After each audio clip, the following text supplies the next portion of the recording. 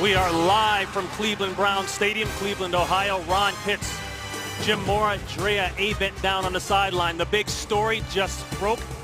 Marshawn Lynch, the hot running back for the Seattle Seahawks, injured his back in pregame warm-up. He's there with the towel over the head. He has a scratch. And that could be a major, have a major impact on this game for Seattle because he has been playing very well. You know what, Ronnie? 2 weeks ago against the Giants, he kind of regained that form that he had at the end of last year, and he gives them great energy. But Justin Forsett, Leon Washington, who you're looking at right there, those guys are both very capable backs. Not big and powerful like Marshawn, but certainly explosive in their own right. Phil Dawson will get a set here in Cleveland. He's kicking to the second most dangerous kick return man in NFL history, Leon Washington. The first is on the other side in Joshua Cribbs. Washington hit inside the 15-yard line by Brown. Titus Brown hustling down on special teams. A quick look at Charlie Whitehurst filling in for the injured Tavares Jackson. Jackson with a pectoral strain, that's the chest muscle, in the third quarter of the Giants game 2 weeks ago back in the Meadowlands. So Whitehurst will get his third career start, even though he's a 6-year vet in the NFL. And it looks like Leon Washington will take this first play here for Seattle. And then Cam Mora in here playing tight end, his first game back coming off PUP at 3 days of practice. One of two last-minute roster changes for the Seahawks. Marigo's brought up as well in the backfield. There's a quick throw and a good gain on first down. That's Anthony McCoy. McCoy stepping in. He'll pick up 7. And a look at Charlie Whitehurst's numbers and that big win for the team going all the way back to New York and pulling out the victory. His numbers solid. Charlie's a competent quarterback. He's not a guy that can necessarily win the game on his own, but he's competent. 2 passes in a row. This is Washington filling in for Marshawn Lynch, and Washington will drive forward for the first down. Hayden is there for the tackle along with Ward. A pickup of 4 and the first. Talked about Charlie Whitehurst, the surprise there. Washington stepping in as the starter right off the top. They'll start 2 rookies on the right side, and they'll go against 2 rookies on the other side for Cleveland. That's interesting. Washington right up the middle of the field. Ataba Rubin is there, a pickup of 3. The Browns on the flip side, they've gone from the 3-4 defense to the 4-3 defense, and there are the 2 rookies, Jabal Sheard and Phil Taylor. Yeah, that's going to be a fun matchup to watch, is this left side of the Browns against the right side of the Seahawks, the rookies. You can see right now the strategy early for Seattle is a quick passing game. What you want to do when you've got a guy starting only his 3rd game in the National Football League and Charlie Whitehurst is get him comfortable early. And so quick passes, quick play action passes, easy passes to flat. Let him start feeling comfortable about himself early in the game. A pickup of 4, 3rd and 2. Pressure isn't there. Plenty of time for Whitehurst, but nobody to throw the ball to. He'll do this one on his own and get the easy first down, pushed out by Hayden and Adams. You know, Ronnie, people talk about Tavares Jackson and his ability to elude the rush and gain yards with his feet, but Charlie Whitehurst is the same kind of guy. He can get out of the pocket, he can extend plays, and he's good on the move. And what we're seeing here early, in addition to the quick passing game, is once again this no-huddle offense, which has been effective for Seattle here the last couple of games. Forsett checks in for the first time today. He'll try the left side for a few. T.J. Ward there for the tackle. He picks up 3. And the difference in a guy like Justin Forsett and a guy like Marshawn Lynch is that ability to break first tackles, the ability to get the extra yards, the tough yards. Play is stopped. The first call of the day for Mike Carey. Number 75, 5-yard penalty, still 2nd down. That's one of the rookies, James Carpenter.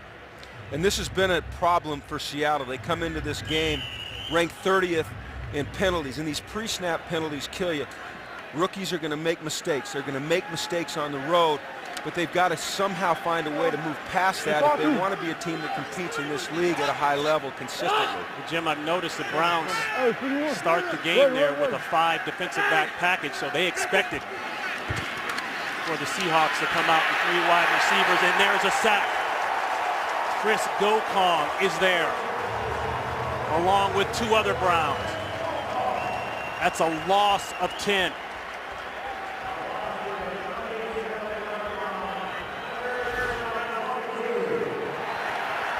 Really a nice rush there by Gokong, beating McCoy to the inside. The Browns are not a team that blitzes their linebackers a lot. They're a fairly simple defense. They play fundamentally sound. They play fast. They understand what they're doing. But that was a good rush there, and that brings up a 3rd and forever for Seattle, and they go to a 4-wide look. 3rd and 22 to be exact.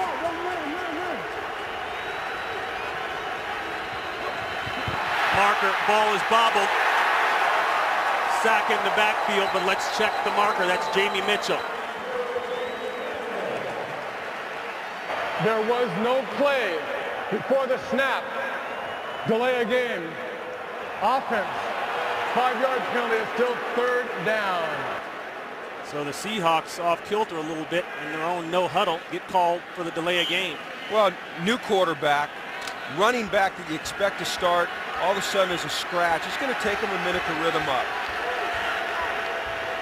This is a screener drawdown. You'll see the Browns. Look at their linebackers playing deep. James Carpenter. False start. Offense number 75. 5 yards. 3rd down. That's 2 on the rookie Carpenter. Let's go down to the 3rd member of our crew, Dre Aben. Hi, Ron. Well, I got an update on that Marshawn Lynch injury. It actually occurred right before the game. It's a lower back injury. He was just doing his standard warm-ups, and then he injured his back. He felt it tightening up, and that's why he's not out there, guys. All right, Drea, thank you very much. Good to have Drea with us today. So an adjustment right off the bat for the Seahawks. And they just need to get out of here with a positive play, and that's why they're going to run a draw to force that. You called screen last play. They couldn't even get the ball snapped. Forsett just gives the punter a little breathing room. And another flag. So already today, at least 3 flags on the ground. Call it 4. Offense number 61 is declined. 4th down. You know, I mentioned that, Ronnie, after the first flag, is that this is the 30th most penalized team in football. And sometimes when you're making a lot of changes like they have, and you're going with a young roster and you're on the road, that's going to be a factor. And it certainly hurt them in that drive. Lemuel Jean-Pierre, the center, filling in for Max Unger, called there. Joshua Cribbs, he's always dangerous. Another flag. Cribbs looking for room. Heads upfield, goes down at the 30-yard line. Malcolm Smith hustling down with the tackle, 48 yards on the punt by John Ryan. Sloppy play early here in Cleveland. 5 flags down. We're waiting for Mike Carey and his crew to sort this one out.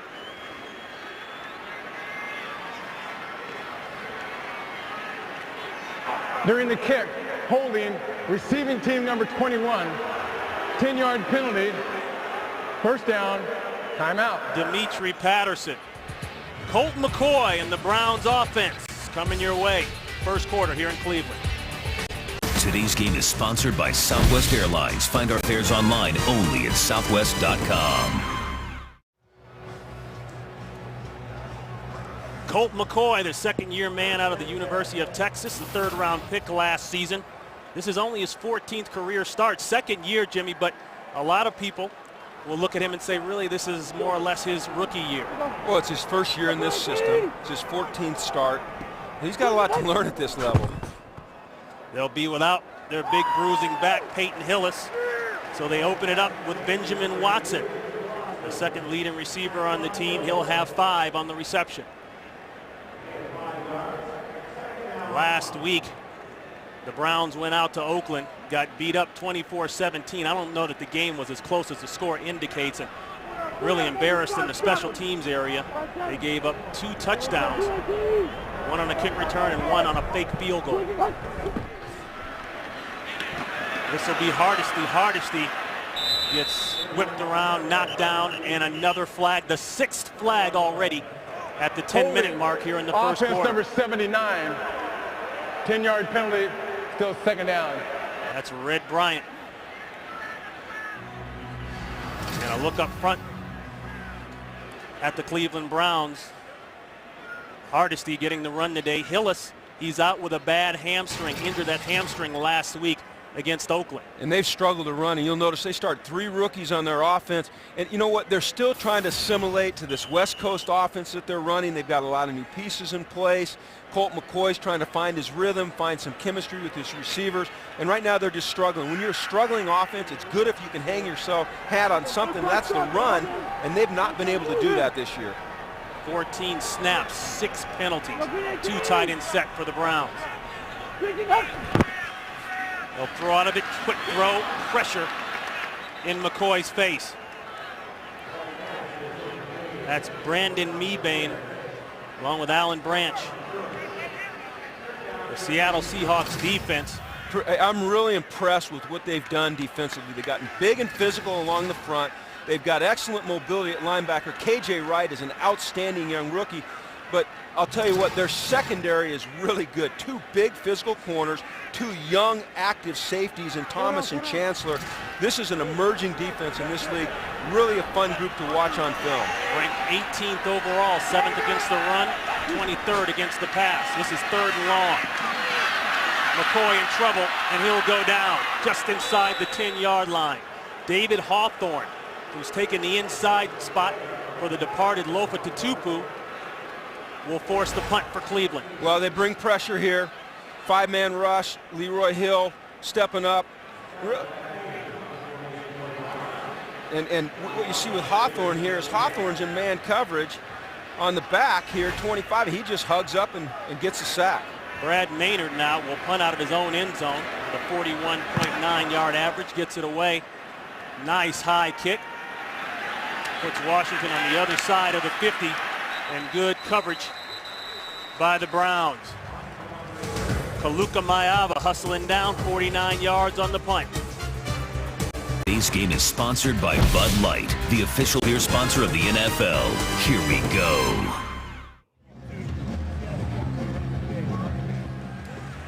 Ron Pitts along with Jim Mora. And there's a look at Mark Whipple, quarterback's coach, talking things over with young Colt McCoy.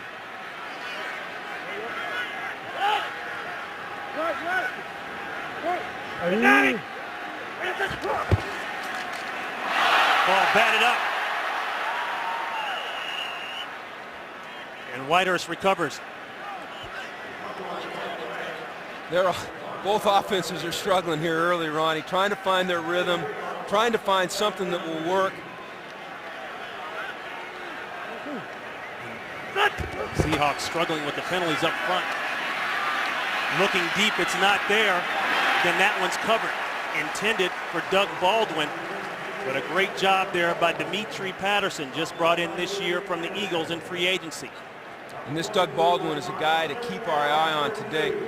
Fine young rookie, fine. This guy is outstanding running routes, outstanding separating in man coverage, outstanding after the catch.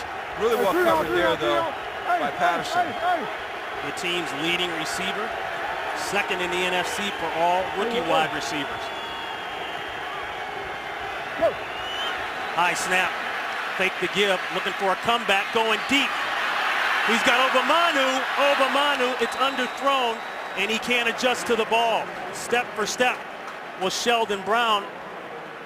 And actually, Obamanu may have had a step on him going to the corner, but Whitehurst couldn't get it there. Really well covered here by Sheldon Brown, using Adams as his inside help, just laying on the outside of Obamanu. And you're right, that ball was underthrown. I'm not sure if it was on target, though, if it would be caught anyway. That was really well covered by Sheldon Brown.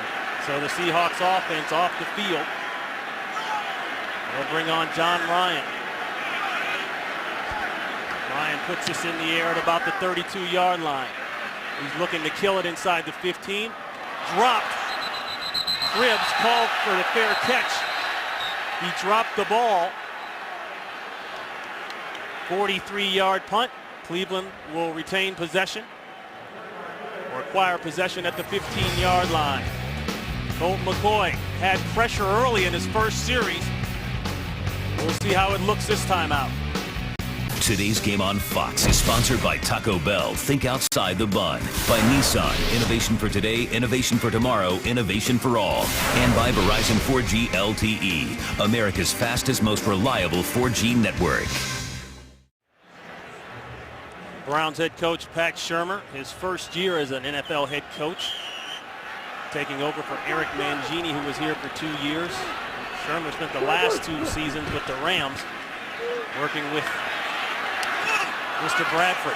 That one late and knocked away. And, you know, from that standpoint, you like what Pat Shurmur brings to the table. He worked with Sam Bradford there with the Rams, and last year Bradford did wonderful things. Well, first of all, look at the tree. Okay, the tree starts with Bill Walsh. Okay, it goes to Mike Holmgren. He's worked for Andy Reid. All right, think of the quarterbacks those guys have worked with. Steve Young, Brett Favre, Sam Bradford. Now we got a young Colt McCoy who's struggling right now, but eventually this guy's going to be a good player. You mentioned Mike Holmgren. He is the team's president, and there's a nice run close to the first down there by Hardesty. And that's what they need to get going on first down. This Seattle defense is very hard to run against. They are the best defense in the National Football League, yards per carry. Cleveland's struggling in the running game, but if you want to get your pass game going early, you've got to be able to run the ball. Hardesty, second-year man out of Tennessee, second-round pick last year. Now look at Hillis. Keep your eye on this right here. Big Red Bryant at 330 lined up on a tight end in that little frog stance. He ragdolls these guys on the run game. Obagnaya checks in. That ball a little high, intended for Benjamin Watson. And the Boo Birds come out here in Cleveland. That ball's got to come down. That should be an easy reception. Yeah, and you're looking at Red here. Red Bryant is playing the right end here. And he's not going to give you a lot in pass rush, as you're seeing here. He doesn't give you anything. But when you're talking about a guy that knows how to play the run, can take tight ends and big tackles and just treat them like rag dolls, you're talking about like a guy like Red Bryant.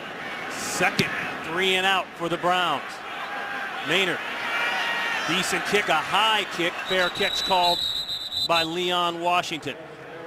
44 yards on the punt, no return. 7:43, a sloppy game early with the penalties. We're scoreless. Seahawks head coach Pete Carroll, his second year, 9-12 record overall, but last season won the NFC West in a very weird season at 7-9. A hard hit there on Forsett, a pickup of 2. Jabal Sheard, second-round pick out of Pittsburgh, scraping down for the tackle. Really a tough defense to run against. Cleveland is very sound. They don't do a lot defensively, but Dick Duron has a great feel for this league. Their guys play fundamentally sound. They use their hands well. They stay on their feet. They tackle well. They play well in the back end. Eligible receiver. Rio Giacomini checks in as a tackle, but an eligible receiver. 2nd and 8. Mike Williams, he was out last game against the Giants, but he's got a first down. First game break of the day. Let's go out to Los Angeles and Kurt Minnick. Well, the Bears and Bucks going at it in London. Same old story for the Bears. Matt Forte, a lot of him. 32-yard touchdown run. Puts the Bears on top 7-0. And by the way, LeGarrette Blount not playing. Ernest Graham starts in place of him. He's now injured, so the Bucks in trouble right now. Ron and Jim. Yeah, but they're okay in the division. On top there over the New Orleans Saints with a big win over the Saints last week. That one intended for Michael Robinson, incomplete. Mayaba on the coverage. Interesting here, Ronnie, is that Seattle, after their first 2 drives were so unsuccessful, has gone back to huddling up. And I think that's probably a good decision. Give Charlie Whitehurst a chance to catch his breath and become comfortable. Offensive coordinator Darrell Bevel saying, let's do exactly what my partner just mentioned. Let's get comfortable. And Washington looks comfortable.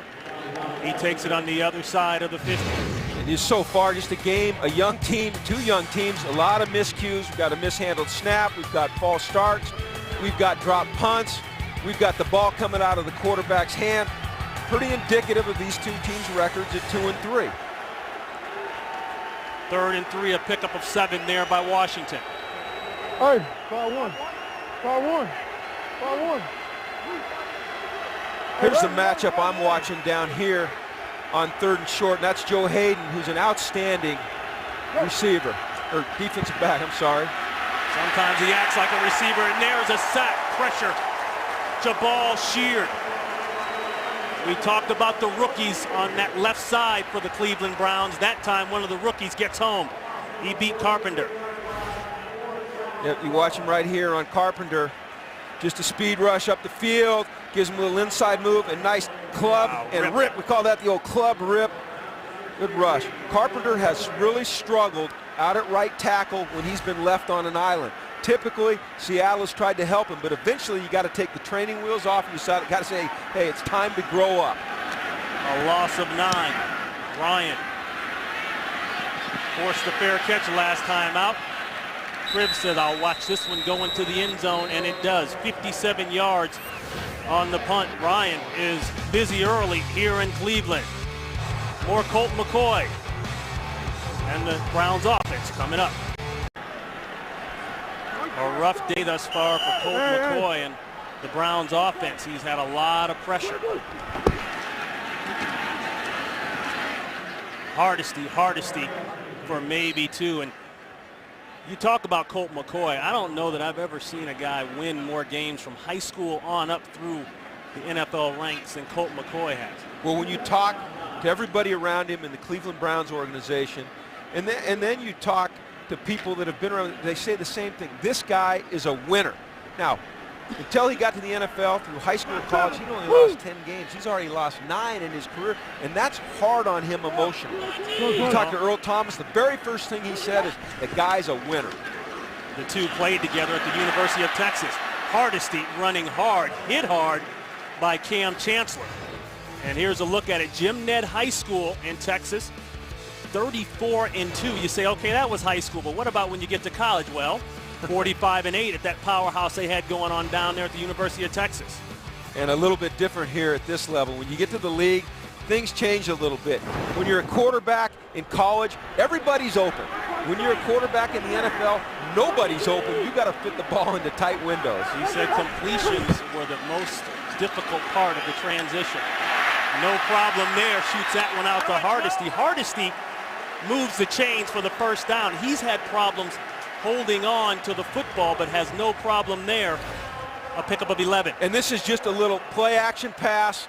Try to sneak, come underneath here, get a guy out to the flat. If they're going to have success against the Seattle defense today, they're going to have to run the ball effectively on 1st and 2nd down, get into some 3rd and short, and then do some misdirection thing, because Seattle's corners are so physical. They're so physical up front with their defensive line. You've got to do some misdirection things to try to confuse them a little bit.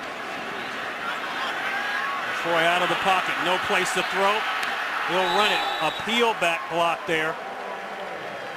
You probably heard it. That was Greg Little, the rookie out of North Carolina. I think one of the underrated parts of Colt McCoy's game is his mobility. His ability, number one, to stay in the pocket and extend plays, and then when things break down in the pocket, to do like he did just there and either get up and out or get outside of the contain, buy some time, and if he has to, run the ball and pick up some yardage.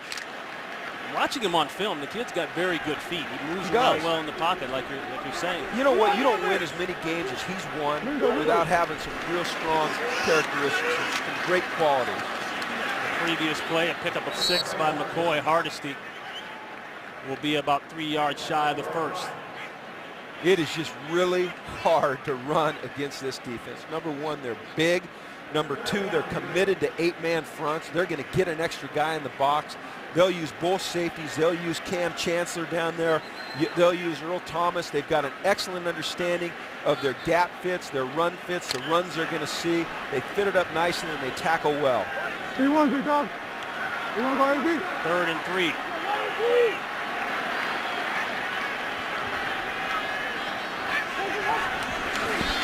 Toss, Hardesty coming downhill. He's got a lane. Spins, gets the first down. Ball across midfield. A pickup of 6.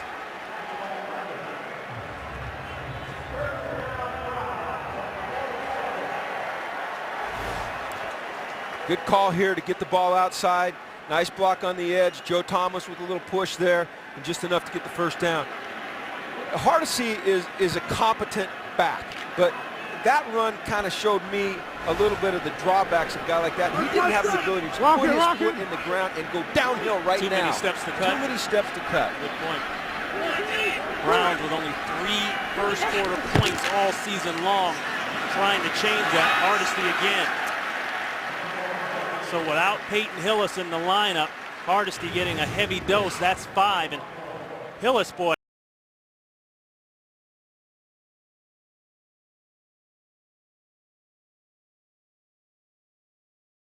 comes back, has strep throat, misses a Miami game earlier in the season. Then last week, out midway through the Raider game with a bad hamstring, and in the midst of all this is contract talk. Yeah, a lot of things going on with Peyton Hillis. All that being said, they'd love to have him on the field today. 2nd and 5, bootleg, looking for the crosser, and it's late. Maybe thought a little contact there, Jimmy intended for Alex Smith. Red Bryant on the pressure. Big Red. Now, Big Red, I said earlier, this guy isn't much of a pass rush threat, and I love his stance. First of all, it's like a frog stance. But look what he does to the tight end. Gets up the field. Oh, that's going to hurt. And a nice job here of really pulling off on Colt McCoy. Because when you're 333 pounds and you're moving as fast as you can towards the target, it's tough to pull up. Well, see, that's Texas A&M on University of Texas, so they don't particularly like each other anyway. Well, this guy, you know, his father-in-law is Jacob Green, who's in the Seahawks Ring of Honor. That's right. This is a great kid, a very likable kid. I loved coaching him, and it's fun to see him developing into a very good football player. A timeout called by Cleveland. You know, interesting point. We talked to Pat Shurmur this week, and you know, he comes from NFL lineage. His uncle, Fritz Shurmur, the late Fritz Shurmur, served under Mike Holmgren there in Green Bay as a defensive coordinator. He's handling the head coaching and offensive coordinating duties. And last night, Albert Pujols handled all duties. 3 home runs in a single game. He sat right up there with Babe Ruth and Reggie Jackson, the only other players to do that. Well, tonight, the Rangers will look to even the series in front of the hometown faithful game for the World Series tonight after the OT, only on Fox. And talk about being in good company. There it is. You know, to go back to Pat Shurmur, difficult to handle both of those duties, but he's got guys that can help. He's got a veteran coaching staff, brought in Gil Haskell, he works with Mike Holmgren, helps Pat a little bit offensively, and so the structure's in place for them to have success. Well, McKnight checks in at the tail, pressure up the backside, no one picked it up. Cam Chancellor, and a late flag. Chancellor with the sack, but the flag came in immediately. They brought Cam Chancellor from the safety. Number 28. 15-yard penalty, automatic, first down. And a personal foul called Leading on with the the play. helmet. Leading with the helmet. Well, we need to see this again. He called it on 28. That's Thurman. Walter Thurman. He meant 31 or 29, but it was The foul Chancellor. is for unnecessary roughness on a defensive player. 15 yards, first down. Boy, and they're trying to get Pete Carroll off the There field. it is, leading with the head. Dropped his head, hit him right in the back. You can't lead with your head. And that's Cam Chancellor coming off the edge here. Free, unblocked, right here, I'm sorry. Free, unblocked off the edge. But you got to keep your eyes up. You got to keep your head up. They're so protective of quarterbacks in this league. When you drop your head and you lead with the crown of your helmet like that, there's a chance you're going to get called. Unfortunate because of very well-designed pressure. It got home free. Would have been a big play for the Seattle defense. Instead, it's 15 yards for Cleveland. Boy, and Carroll was hot. He had walked all the way out to the numbers to complain. 2 officials had to come over and escort him back to the sideline. Well, he wants an explanation from Carey. He wants to know exactly. And maybe he's just confused because they called the wrong number. Doesn't look like he's going to give an explanation right now. Is that how it goes down there, Jimmy? Yeah, I'll tell you what, you're standing there and they look at you like, I ain't coming over there. I can let you cuss me out. I called what I called. Time winding down here in the first quarter. So arguably the best drive of the day. The help from the penalty for the Browns. Hardesty spinning. And Chancellor, now he's mad. He's coming up whacking guys. That's a pickup of 1. Let's go back. Well, what they're talking about here is that he just see him drop his head right there and lead with the top, with the crown of his helmet. That's the top part of his helmet, and hitting Colt right in the back. And unfortunately for the Seahawks, the rules are clear. I can't say I agree with everything that's called, but I mean, that's a great rush. That's a good play. 0-0. That's the end of the first quarter. Fox NFL Sunday will continue and return to Cleveland after these messages.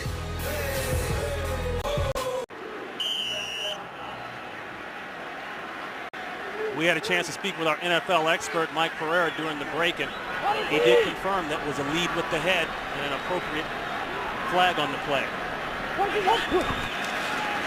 2nd and 9 toss. Hardesty trying to make a man miss. Great job by the Seahawks defense. Allen Branch playing on the other side of the line of scrimmage. Let's go back to the roughing the passer one more time, and you see clearly Cam Chancellor dip his head and hit with the crown of his helmet. Now, do I like the rule? No. Do I think there's intent to hurt the quarterback there? No. Not on that but play. The rule states you cannot do that. I like the pressure. I thought it was a well-designed pressure. You get a defensive back coming free to the backside of the quarterback. Old defensive coach like me gets fired up. I just wish he'd have run through him with his chest. 11 plays in the drive, 8 runs. This is the 12th play, 3rd and 10. Pressure again.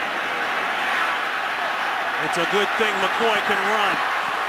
And he slides just shy of the first down. They'll mark him at about the 31-yard line. Pressure on the play by Hawthorne along with Atari Bigby. A pickup of 6, but they're short. Another well-designed pressure by Gus Bradley coming off the left side. But Colt McCoy shows his wheels there. Not necessarily outrunning Hawthorne, the linebacker, but getting away from the safety, Bigby. So this will be 49 yards out for Phil Dawson, the longest tenured Brown. He was good from 53 in pregame warm-up. High snap, blocked, free ball. And it's recovered by the Seahawks. Red Bryant got the hand on it. Special team woes continuing for the Browns. Last week against the Raiders, they gave up 2 touchdowns on special teams. Now a breakdown on protection. Today's game on Fox is sponsored by UPS. Let UPS put the power of logistics to work for you. By Chase. Don't get shortchanged. Get your cash back with Chase Freedom. And by Triple Hops Brewed Miller Lite. Taste greatness.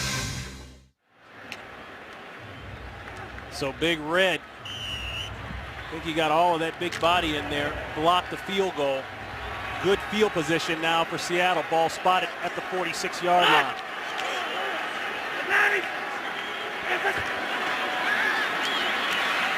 That one batted. Let's go back to the blocked field goal. And Big Red Bryant here right in the middle of your screen working on O'Neal Cousins. Cousins steps down, but look at the effort by Big Red Bryant. I know this about blocking field goals and extra points is sometimes you take it for granted. But those big guys up front that keep working like Big Red did, maybe they never block one in their career, but I know this, if you don't try, you don't block one. Right there, that shows that if you keep working at it, eventually you'll get one. You saw Brown special teams coach Chris Tabor handing it to one of his players for not protecting right, Jamie Mitchell. Now, Jamie Mitchell has no problem getting up in the air. 6'6", 285. That's a tall target to throw over or between. It might be a good thing for Charlie Whitehurst that ball was knocked down because Sheldon Brown was in position to make a play on that slant. Forsett checks in, 3rd and 10.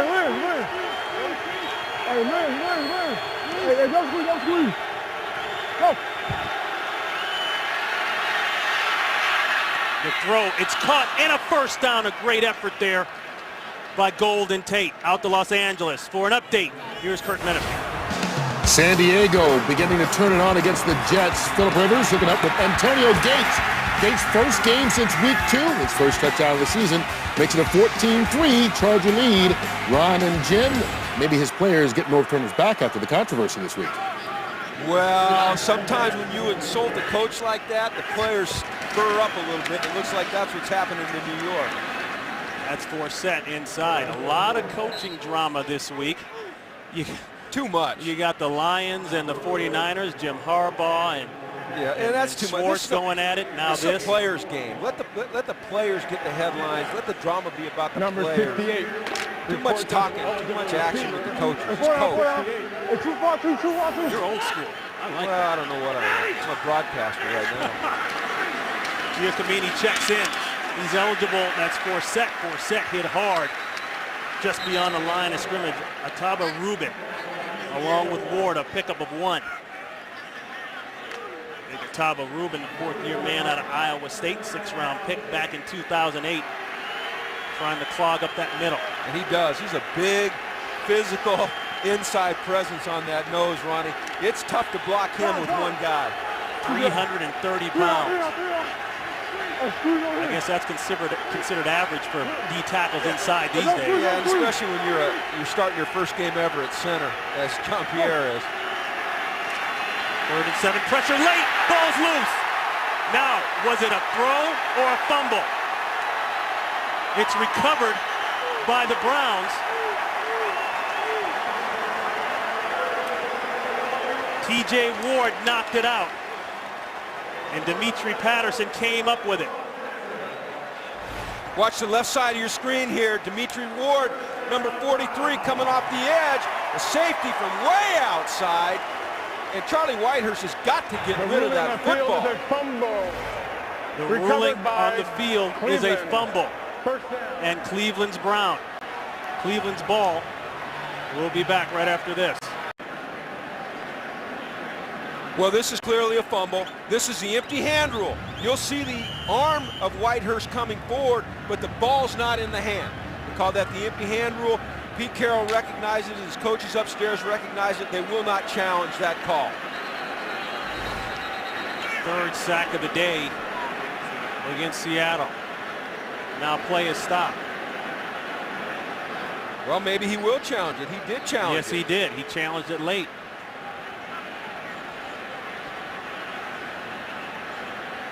The ruling on the field is a fumble recovered by Cleveland. It's being challenged by Seattle. I wonder why he waited so long to challenge that. Pictures, reviews coming up. Today's game is sponsored by the Ford F-150, the only truck available with EcoBoost.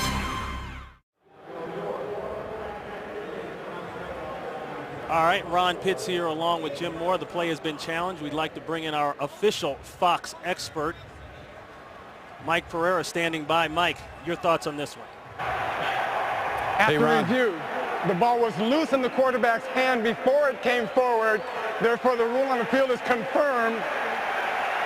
Cleveland's ball, first down. Seattle is charged with a team timeout and use of their first challenge. We still want to hear your thoughts, Mike. You know, you don't focus on the elbow, don't focus on the arm. It is all about the hand and when the hand starts forward. And he's got to have complete control of the ball. He's lost control there before it starts forward. That's a good ruling of fumble on the field by Mike Carey, and certainly a play that was confirmed in replay. Mike, thank you very much. Mike, that might be the first time we've ever agreed on anything right there. We're on a hot streak, man. We're on a hot streak, Coach.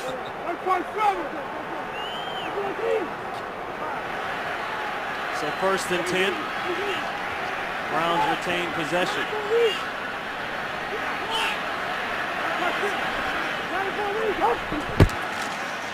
The high formation give to Hardesty. Nothing doing. Seahawks too stout up front. A pickup of 1. You know, neither team has been able to take advantage of the opportunities they've been presented offensively. You think about the blocked field goal results in nothing for Seattle. Now Cleveland here has an opportunity to change that It's just a matter of there's an offense is explosive enough to get that done.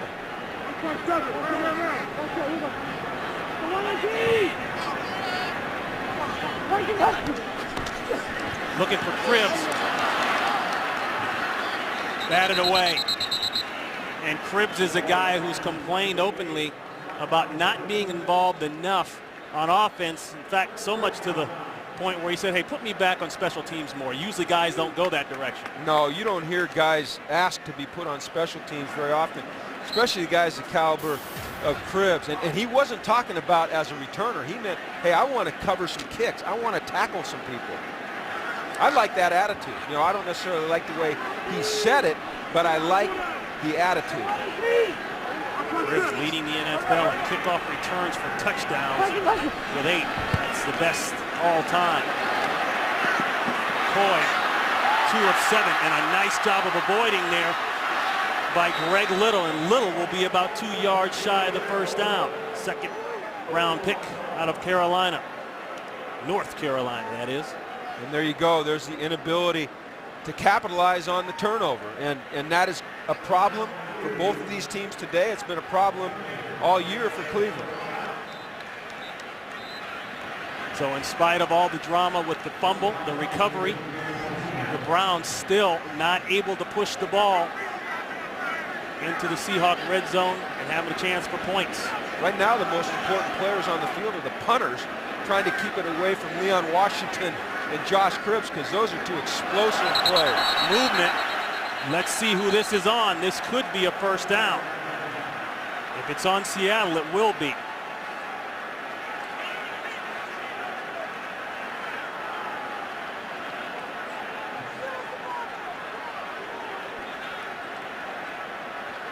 Malcolm Smith. Neutral zone infraction. Defense number 53 jumped into the neutral zone, causing an immediate reaction. That's a 5-yard penalty, and that enforcement results in a Check first that. down. Heath Farwell may have moved.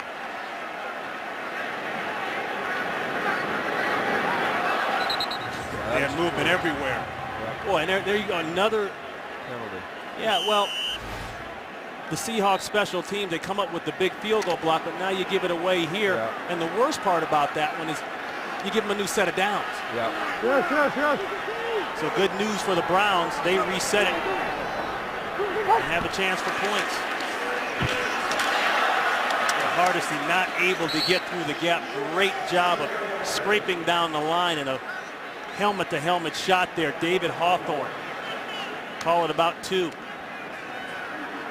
David Hawthorne is a very good football player. You know, him emerging the way he did allowed them to get rid of another really good football player in Lofa Tatupu. Yeah. This guy's nickname is the Heater. I've never seen a guy bend or break more face mass than the Heater. You saw an example of it right there. 2nd and 8. Quick toss. Trying to get Hardesty on the edge. You know what? This looks like a high school game. That time, Leroy Hill coming down the pipe, making the hit. Red Bryant involved as well. This is like the Red Bryant highlight film here. This guy does a tremendous job here for a big man. Watch him skate down the line of scrimmage, disengage from the tight end. He doesn't make the tackle, but he strings that thing out and allows Leroy Hill to scrape over the top and make a play. Hey, you know what? Red, he might be headed to the Hall of Fame the way we're talking about him today. A loss of 1. 3rd and 9.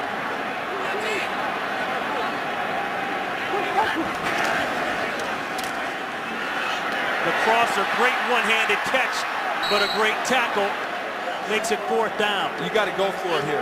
No, they're not going to. Richard Sherman upended Evan Moore. You say go for it, huh, Coach? I say go for it. Ball's on the 35-yard line. It's 4th and 4. You just had a field goal block. You're about to try a 53-yarder. Now, hey, if this thing goes through, that 3 points might be all you need. But I'm trying to go for it here. You got to get something going. Boy, and the Browns screwed up on substitution. They lined up initially with 10 men. They get it corrected. Dawson, his first attempt blocked. This is 53. Nearly blocked again, but it gets up It goes, and it's good. Like I said, kick it. So in spite of the pressure, the Browns finally get on the board. First score of the day, 3-0. So at the 7:26 mark in the second quarter, we finally have a score of the Browns on the board, 3-0. Well, the second quarter's been there a quarter so far, Ronnie, so maybe this is the start of some fireworks. And that's also when Pat Shurmur said that Colt McCoy feels better, tends to play better as a quarterback.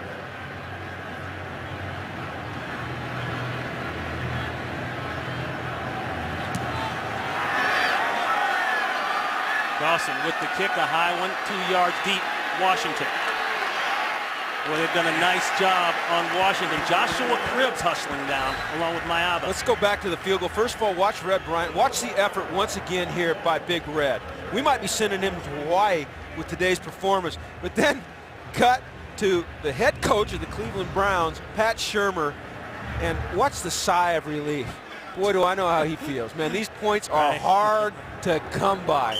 And he's saying, thank goodness that went through, because otherwise I'm picking up the paper tomorrow and they're asking me why I didn't go for it on 4th and 4 like that clown in the booth Mora told me to do. 1st and 10, Whitehurst. He's got an open man. Nice bootleg play and a nice first down. That's Cameron Moore, just activated off the PUP list yesterday. That's the physically unable to perform list. He had a toe injury, and they welcome him back with a nice catch and a first down. Well, if anything's worked for them so far, it's that misdirection bootleg. They haven't caught them all, but it's been open. Pickup of 11 on the play. Real good offensive numbers so far. They'll come with the I formation run. Trying the left side, and that's Washington. He'll get 3. Jackson in on the tackle. This offense just really misses Marshawn Lynch, because this is a big, powerful runner that can move the pile.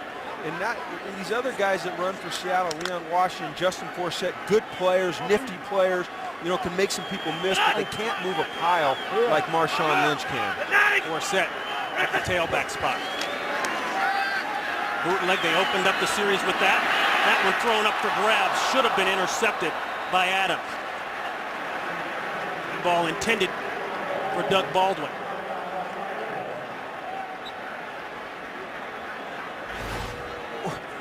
If you watch Patterson here on the coverage late, see him playing that outside leverage, just a really disciplined defense. We said this a couple times. With Dick LeBeau, you're going to get disciplined defense. It's going to be hard to make throws because guys are going to be where they're supposed to be.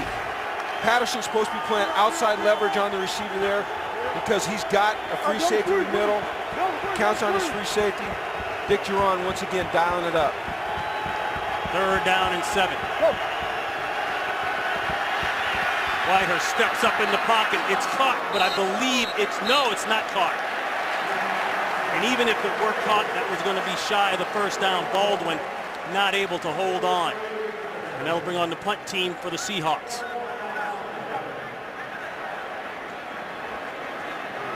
So the Seahawks traveling back east 2 weeks ago with a stunner against the New York Giants, not bringing anywhere near the same type of offense. And Jimmy, I think you alluded to it earlier, without Marshawn Lynch in the game, without the beast mode, they don't have the same type of production.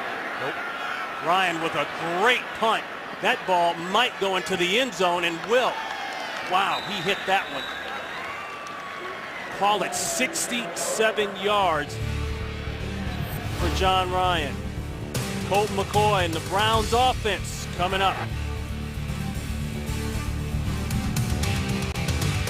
Well, coming up next, it's America's Game of the Week. Aaron Rodgers and the Super Bowl champion Green Bay Packers head to Minnesota to take on the Vikings. That's always a good one. Christian Ponder getting his first start in place of McNabb.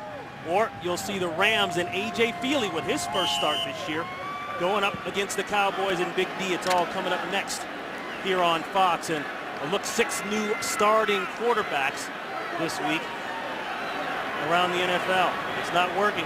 Switch up the trigger man. I guess that's the theme, huh?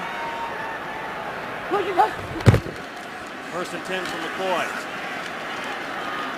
Raheem Brock is all over it. That's Hardesty. A pickup of 2. It's, you know, I respect the Browns for continuing to try to run against this solid 8-man front that Gus Bradley's dialing up on first and second down, but I think eventually you need to get to your play-action game. They're playing you so tight to the line of scrimmage. They're playing bump and run all day. They're playing pure run. They need to get into a little bit of play-action game. Like there it is.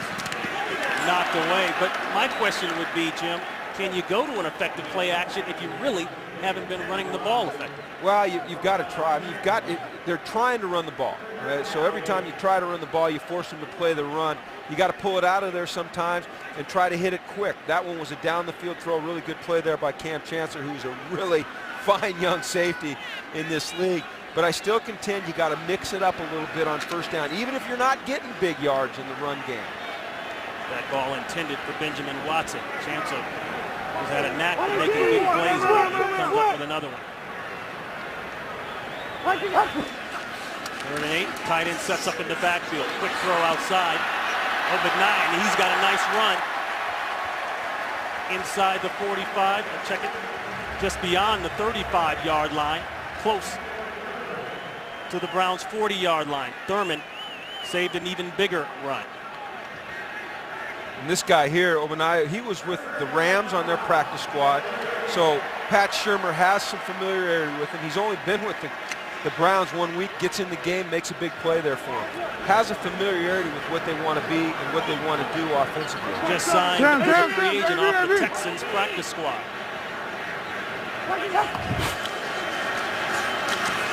Hardesty in the cutback. He's got a lane and a nice gain, about 8. Game break time. Let's go to Los Angeles. And we go to London, where, yes, it's a Roy Williams sighting. His first touchdown as a Chicago Bear. 25 yards from Jay Cutler, and the Bears lead it 14-2 late in the second quarter. Ron and Jim. That was looking like a baseball score for a while at 7-2. Now it looks like a football game again.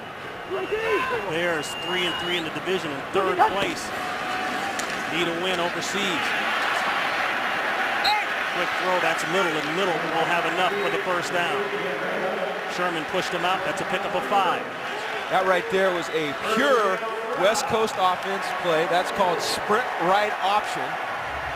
Mike Holmgren probably drew that up about 25 years ago, handed the old piece of paper to Pat Shurmur and said, hey, try this one, and it worked. And talking to McCoy, he said he's had meetings with Mike Holmgren, not just, you know, how's the contract going type of meetings, but putting on the film X's and O's on the chalkboard type of meeting. Well, I don't know why you wouldn't use Mike Holmgren as a resource. Bootleg pressure. Bootleg will not work with immediate pressure. Red Bryant, of course, is there along with Clemens. That would be Chris Clemens. 3rd sack. Another misdirection play here. Watch Clemens off the left side here. And he's got to be unblocked, all right? You're going to turn him free on that with the idea that you're going to dump the ball quickly to the fullback in the flat. So you let him go, and unfortunately the fullback in the flat is covered, and therefore it's a sack. Chris Clemens is a very underrated defensive end. This guy makes plays in the passing game. Love the audio. The give on red 2-8. And that's Hardesty up the middle for about 2. We get, you know, sometimes you don't want to talk over a play because you lose some of the concept of what's happening between the time we come to the line of scrimmage in offense and the time the ball snaps. All the communication that has to take place, not only by the quarterback, but along the front of the offensive line, calling out blocking schemes, calling out protections, identifying the Mike linebacker, which determines where we slide the run, audibling in and out of runs and passes. It's really compelling to listen to all the communication that happens pre-snap.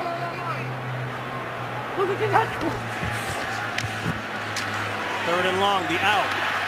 Nicely timed. And Massaquoi with the first down.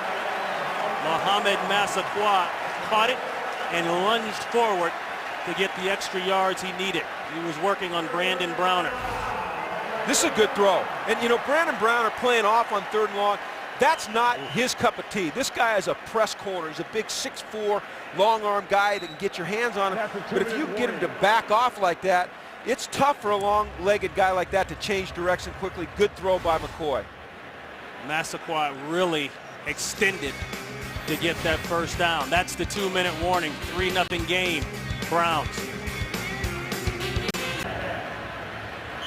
Under the 2-minute warning, 2 timeouts apiece. Remember, Seattle lost the timeout because of a lost challenge. This is the time you take a shot offensively. Here's your shot. There it is, going for little, but it's well covered, maybe intercepted. Nice job coming off the hash there. Earl Thomas and Thurman, both players shaken up. Great break by Earl Thomas to get out there.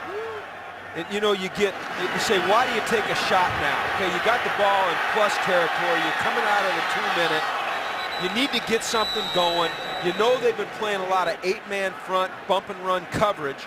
And so you say, hey, let's take a shot. Now, the indicator for me was the alignment of the backs, because typically in an I formation, there's about 2 yards between the fullback and the halfback. But if you look at that pre-snap, the fullback and the tailback were really tight. And they call that green in the West Coast offense parlance. Let's go back to the West Coast offense. That's right. They call that green right or green left flash. And that indicates we're going to go quick play action and throw it deep or throw a hit. You need to be coaching still. No, no, no. You can ask all those people listening back in Seattle. They say, we're glad he's not coaching.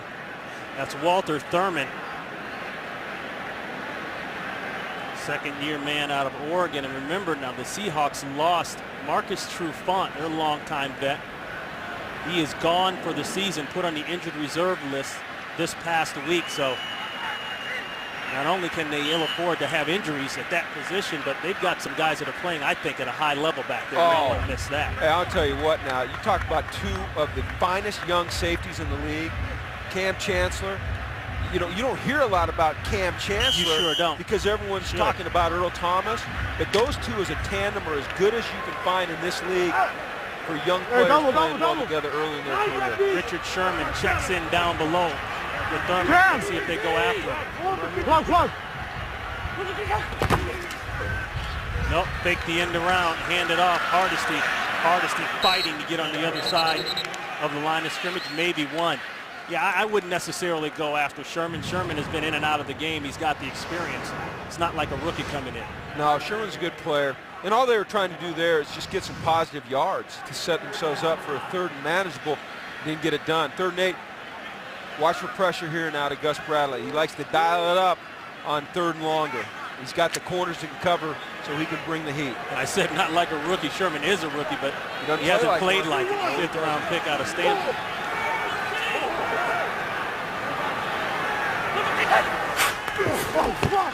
Slant's not there. Went backside, waited too long, knocked away.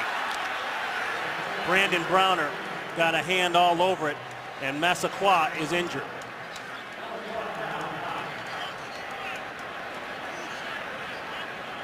Massaquoi on his feet, able to walk off.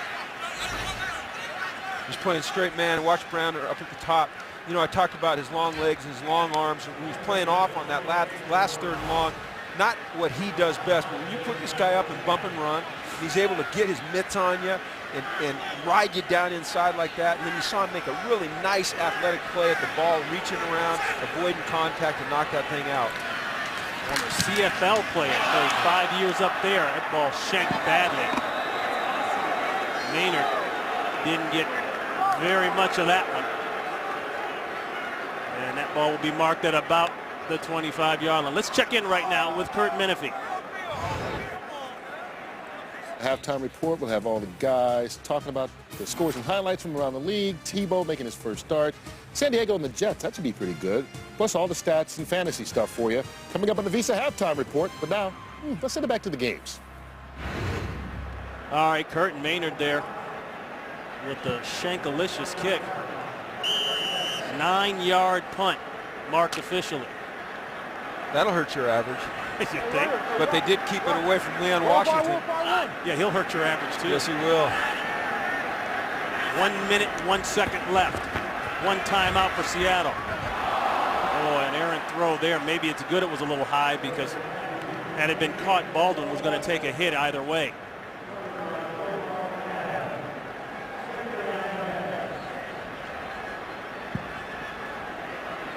Well, it'd be good if they could get something going here in this 2 minute, at least get a 3 up on the board. But with throws like that, Ronnie, I don't.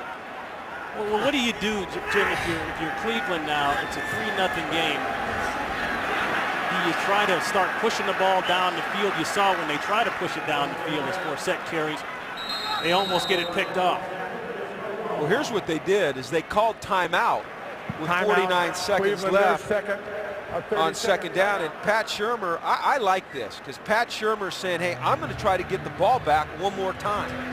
All right, and you know, a lot of guys, when they're sitting there, they scored 3 points in the first half, they'd say, just get me to halftime, okay? Right, get me right. off this field. And he's saying, you know what, I'm going to show some confidence in my offense. I'm going to call timeout. I'm going to try to get the ball back, and let's see if we can't score. Ron Pitts, Jim Moore, and you know, so much has been said about, and even McCoy said this to us, he feels more comfortable out of the shotgun when he played in college, but don't ever say that word to a West Coast offense. No, West Coast offense is not a shotgun offense, although they'll put Cole in shotgun on occasion. But you're right, he does feel more comfortable. He's not used to taking a 3, a 5, a 7-step drop and setting up. Forsett trying the right side. They'll call timeout right now. I like it. Here's the thing I like about that. Number one, you're forcing Seattle to kick the ball to Josh Cribbs. Okay, so that's a potential play. Number two, you're telling your offense that's struggled so far and your quarterback that's struggled so far that, hey, I'm going to give you another shot. I know you're playing against an excellent defense. I know you struggled, but let's get some more snaps in. So I like the attitude of let's continue to go for it. Let's not give up. They're going to have 36 seconds unless Cribbs makes something happen here to maybe make something happen offensively and feel good going in at halftime. Flip it to the other side now. Seattle, you've lost Marshawn Lynch in the pregame warm-up. He didn't even get on the field for the game. Well, that's huge. I mean, that cannot be overstated, losing a guy like that. He's such a powerful, dynamic player. And you see it hurt their run game, and that, in effect, has hurt their pass game as well. Ryan has had some nice punts today, and I'll call that one a nice one because it got down to the 20 and then took a great roll inside the 10. But that ball is touched there. I believe we're going to have well, it went out of bounds and then bounced back in. Or it went out of bounds, exactly. Yeah. But let's see what they call. Whenever an official loses a hat, he's trying to mark something.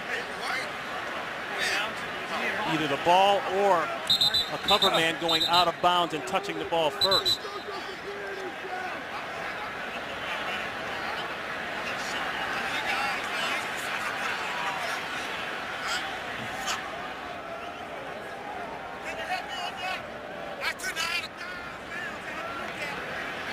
Yeah, typically when an official takes his hat off, that indicates that an eligible receiver has gone out of bounds. In that case, I think what the official was trying to do is just mark the ball, but they should have just, as soon as it hit out of bounds right there. Well, yeah, the ball's out of bounds. It's outside the white. It's well it's almost outside, in row yeah. 3. I'm right here, brother. Right here.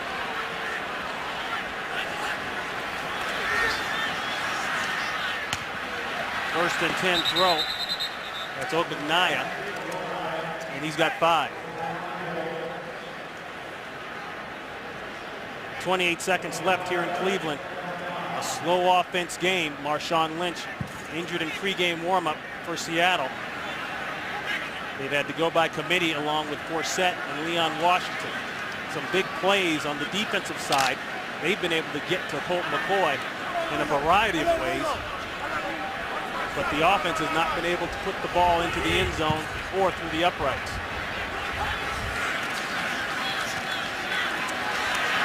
McCoy out of the pocket. He'll have the first down, gives it up.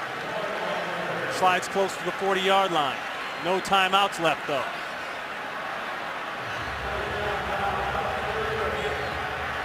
They're running out of time here. Wasting valuable time, yeah.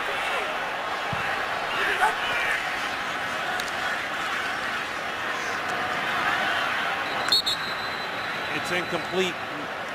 The clock showing 0-0. I didn't understand that strategy there. They started in a 3 wide receiver set, and then they went back to base. On the game clock. 1 second. That's the end of the first half. We've got a penalty Here, so just interesting. I don't understand it. I'm sure they have a reason. So they put 1 second back on the clock, and here is the ensuing play as a result of that 1 second. And those are those empty yards that show up on the stats, and everybody says, man, they're sure not very good against the pass. That play didn't mean anything. Who cares about that? Those are meaningless empty yards. So a 3-0 game. Both teams came out in the first quarter and just couldn't get it going. And really, for all intents and purposes, they still haven't been able to get it going. Some good play on special teams by the Seahawks. They've been able to block a field goal. But it still goes back to one thing, defense stopping the offense. Well, it's 2 good defenses.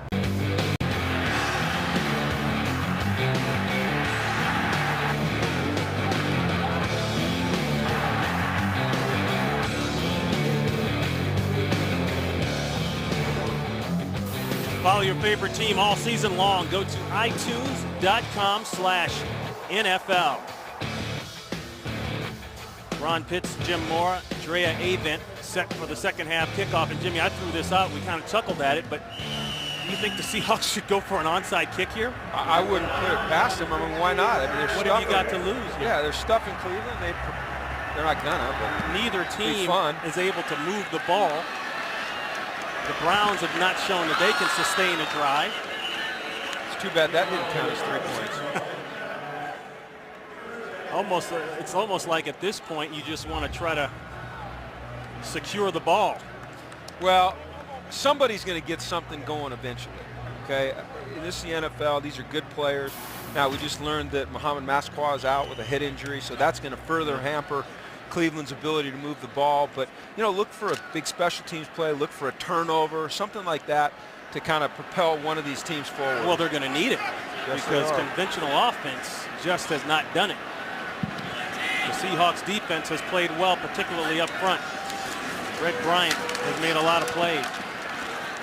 They'll start off with a dose of Hardesty, and he's tackled by Mebane after a gain of 2. Let's go down to Drea Avent.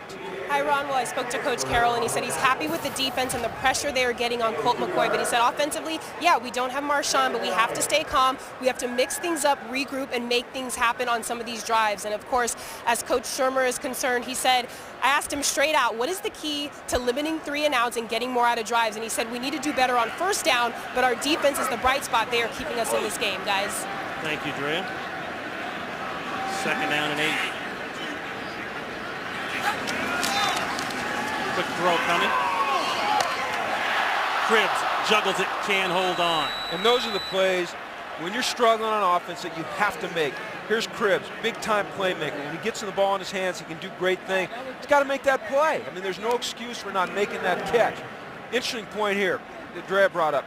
Missing Marshawn Lynch and how it's hurt the Seattle Seahawks offense. Well, Cleveland's facing the same thing without Peyton Hillis. So you're talking about 2 big-time runners not playing in this game, and you're seeing the effect it's having, not only the ability to run the football, but their ability to throw the football because there is no run threat. John Greco, so guard is out as they throw and catch this one, and that'll be enough for the first down. That's Joshua Cribbs. Cribbs holds on. Something you didn't see there a lot, Ronnie, is you saw Cleveland in a West Coast offense is typically on 3rd down. They go to 3 receivers, 1 tight end, and a back. Okay, there they were in a 2-back set with a tight end and 2 receivers, and they're doing that because of the pressure that Seattle's able to generate on 3rd down. So they've got to be more protection conscious. 1st and 10 throw, the quick out. That one's caught. 2 receptions in a row. That's Greg Little. And not only 2 receptions, 2 really good throws to the outside on time with accuracy. And that's what Colt McCoy can do if you let him get in a rhythm. John Greco is injured. He's the right guard. He is out. He was out for a few plays. Now he checks back in. Sean Laval is the guard that was out with the injury. Mohamed Massaquoi has a head injury. His return is questionable. That nearly picked off. Richard Sherman. Yeah, that right there, you heard me say, oh no. And simply because that was once again sprint right option. And so Colt's got the ability to either throw it to the receiver running the flat route, or run it or get rid of it. And what he did there is he tried to throw it down the field. I had a little flashback right there. Those flashbacks are good. Those flashbacks are not good. Okay, because typically your flashbacks are not of positive plays. They're of negative plays that have happened to you in your career. But nobody else knows that except you. 3rd and 4. The corner route is wide open by Moore. Evan Moore, the third-year man out of Stanford, who spent 2008 on Green Bay's injured reserve list, coming up with a nice play here in the 3rd quarter. You might ask yourself right now, is the injury to Walter Thurman hurting these guys? You know, you got Richard Sherman working over there on the left side, and they've gone to that side now for 3 straight completions. 16 yards on the pickup. We'll go back to the run game. A hold there for a second, then closed up quickly for Hardesty. Clinton McDonald on the tackle. You know, Ronnie, you just bring up that's a great statement. A hole there for an instant. And in the NFL, the holes are only there for an instant. And so you've got to have a running back that can hit that hole in an instant. And right now, Cleveland doesn't have that running back. That running back is over there with the hat on and the sweatshirt on that says Cleveland Browns instead of saying number 40. They're talking about Peyton Hillis. Hillis inactive today with a bad hamstring.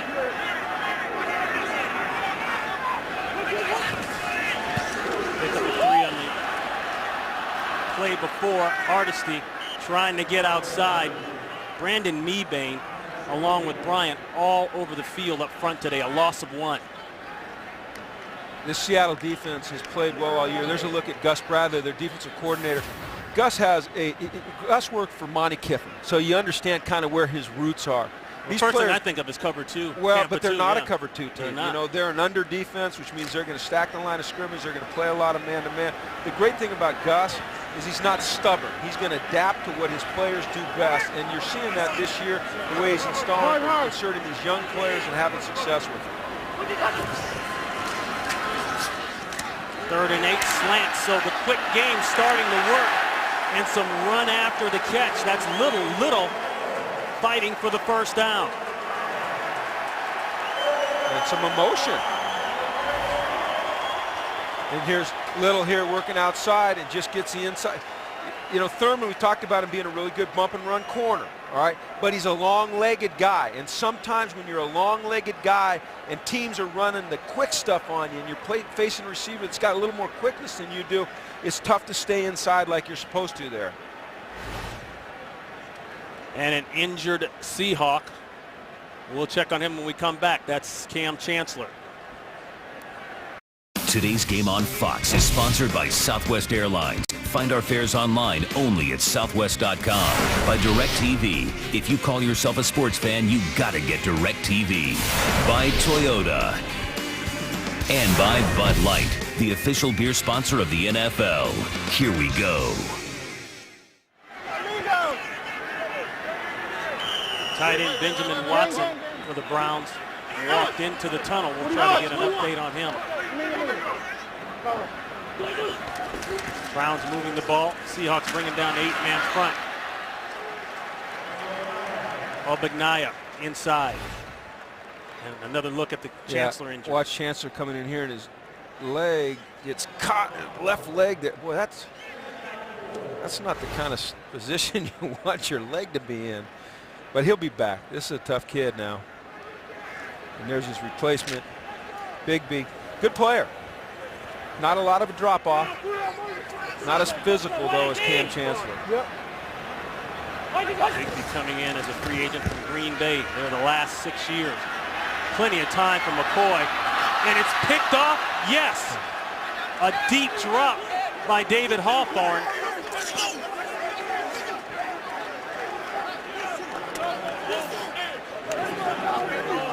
Hold on. There's no foul on the play. First down. No flag. Picked up a change of possession and a big interception in the red zone by David Hawthorne. That's his 5th career.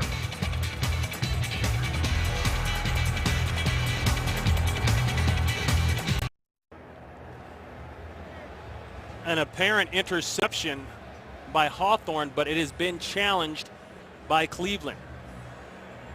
And the challenge would be, did he have possession? He took some steps before he went out of bounds. Maybe a bobble. Let's see. Well, he certainly didn't catch it clean, but that's one reason that he's a defensive player. Oh. There's one attempt. There's another attempt. Right now, he's got one if he down. Gets his foot down. There's 2 down. That's a that catch. looks clean. It's a really well played by David Hawthorne, and not a good decision by Colt McCoy to throw this ball. I don't know what he was trying to get out of it, but you know, it's a young guy mistake. You're just going to see some young guy mistakes when you're going with a quarterback. Remember now, this is his 14th start in the NFL, and you got to give him some time to develop. I understand he played a lot at Texas and he won a lot and he played in big games and you drafted him high and all those things. Remember, a guy like Aaron Rodgers, he sat for 4 years before he even saw the field. So I don't think it's fair to expect too much from this guy right now. I had someone ask me the other day, said, well, you know, what's wrong with Colt McCoy? I said, what do you mean what's wrong with Colt McCoy? He's a good football player. They said, well, he's not doing what Cam Newton's doing down in Carolina. I said, well, what's their record? You know, whose team's got the better record? The objective is to win football game. And I think with this guy, you've got a guy that is a winner, a guy that's able to overcome adversity like that decision and that throw right there. I think they got a lot of confidence in him. I think their players have a lot of confidence in him. We showed you earlier the graphic of his record from high school through college. Shoot, he lost 10 games in high school and college. He's already lost 9 in his career here. Cleveland is challenging the ruling on the field of an interception. After review, the ruling is confirmed. After the bobble, the receiver got 2 feet down inbounds with control. Interception stands. First down. Cleveland is charged with their first team timeout and their first challenge. And Jimmy, this is a deep drop by Hawthorne there. And remember, he is the middle linebacker, the Mike linebacker, as they say, but he comes up with the ball, a nice pick.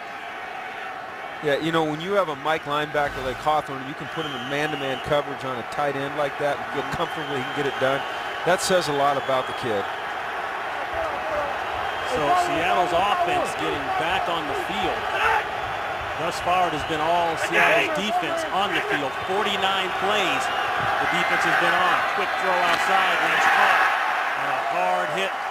Anthony McCoy caught the ball, picks up 3. They're going back to their no huddle here. Did you feel they got away from that a little early? Or Well, was it the right time? I think they needed to do that to let Charlie feel comfortable.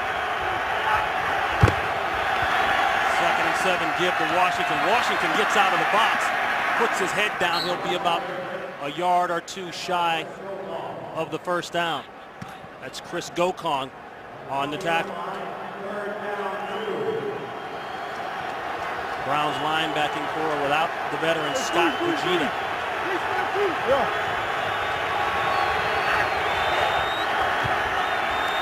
Third and 2. Throw over the middle, and it's dropped. Couple drop balls today. McCoy can't hold on to that one, and that'll bring up 4th down. Well, that's where they miss Zach Miller, because Zach Miller's going to make that catch. Zach Miller's a Pro Bowl guy. He's going to come up with that catch. And even McCoy, you got to make that throw. When you got a guy starting only his 3rd game in the NFL, somebody's got to help him. I mean, help the guy. All right, he can't do it by himself. We know that. Help him. Make a catch. Make a tough block. Make a tough play. Protect him. Somebody make a play. Seattle's hurry-up offense has resulted in 3 possessions, 3 punts. Cribbs dancing, then gets blasted. Atari Bigby subbing in for Chancellor, hustling down on special teams, 50 yards on the punt. 3-0 Browns. Game is sponsored by Verizon. Get coverage of every NFL game on NFL Mobile. Call ** NFL from your Verizon phone to get NFL Mobile.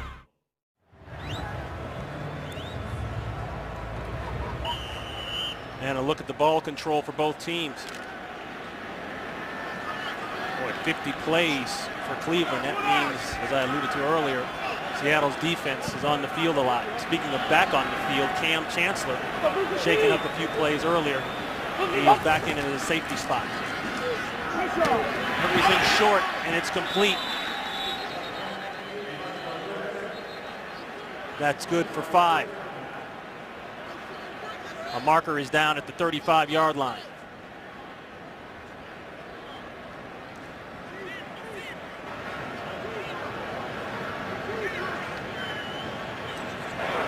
Illegal formation offense. The tight end was covered up, making him ineligible.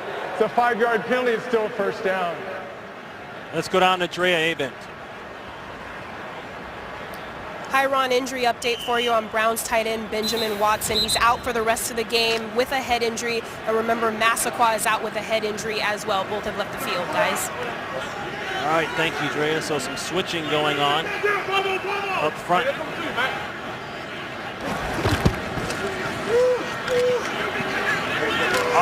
Hardesty. Boy, it's been like that all day for him. Maybe one. David Harthon in there for the tackle. Out to Los Angeles and an update. Marion Barber has played 4 games for the Bears. He's rushed for 3 touchdowns, including this one in London against the Bucks. And right now it's 21-5, Chicago in firm control in the third quarter.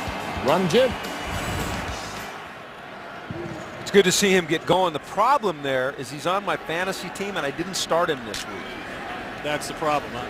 Well, for me it is. Not for the Bears, it's not. Problem is offense. 2nd and 14. Both teams struggling in that department. Pressure. Thomas backs off. Still no place for McCoy to go. Somehow gets 2 yards. He is now a runner and takes the hit. Maybe he fell forward for 3. Chris Clemens on the early pressure. You know, you appreciate the way that he ran it up in there and fought for the extra yard, but boy, you just don't want to see a guy taking these kind of hits, not a quarterback. Well, that's when you're a defender and you've got a shot on a quarterback like that, you take it. You take it. You saw Hawthorne lowering his shoulder. That's a freebie. 3rd and 12. Screen backside, chased down nicely by Clemens. Great play in the open field. He rounded up Obignaya. Nice job by Clemens there. You know, 3rd and long is typically a screen or draw down. Not necessarily 3rd and 11, but when you watch Clemens here, I mean, he just sniffed it out. 2-back set. Felt the deep set by the offensive tackle, shut down his rush and played the screen. That's just smart football by him. McCoy a bit shaken up on that one. Maynard will punt it away. Washington back deep. Washington will have to battle the sun. The way that sun is set this time of day, you could see putting his hand up. Fights it, catches it. There goes Leon Washington. See ya. One man to beat, and he'll have him beat. 81 yards, slows down late. A late flag.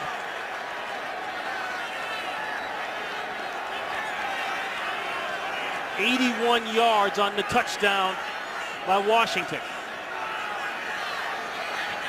Ronnie, I saw what looked to be an illegal block in the back. I wasn't sure that they were going to call it, but it took him a minute to get the flag out of his pocket, but they made the call, and that one's going to come back. During the return, illegal block in the back on the receiving team, number 35. 10-yard penalty to keep the ball. First down. That's the cornerback, Kennard Cox. And that would have been the first career punt return for a touchdown for Washington. He's known as the kick return guy. But it all comes back after the push in the back. Oh, boy, I don't know. Might have been a little flop there.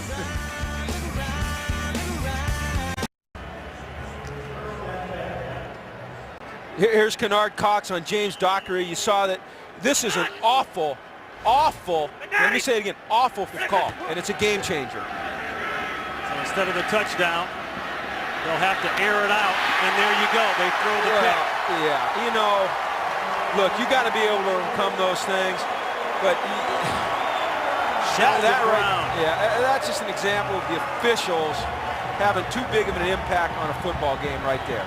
And I'm not absolving Charlie Whitehurst of that interception, but come on. If you're going to call it, make sure you see it. So the first interception of the year for Brown.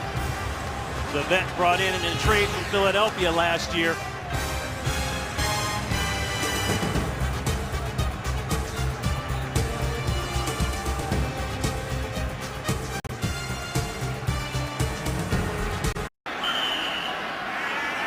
Nothing game here at the 6-minute mark in Cleveland. We just had an interception. Sheldon Brown. Hardesty with some hard yards up front. That'll be at least 7. Ronnie, let's go back to the block in the back here, okay? And, you know, these are big plays in football games, and there is no way in the world that that is a block in the back. That's James Dockery falling down. I don't know if it's, you want to call it bad karma or whatever, then you come back the next play and you throw the interception. And these are just big game changers. And I said, hey, the officials shouldn't have that much impact on a game, and they shouldn't. They'll mark it officially a gain of 6. Smith sets up in the backfield. Play action. McCoy out of the pocket. Pushed out of bounds at about the 27-yard line. He'll be about 2 yards shy of the first. KJ Wright on the push. You gotta pull that tundra out of your face mask.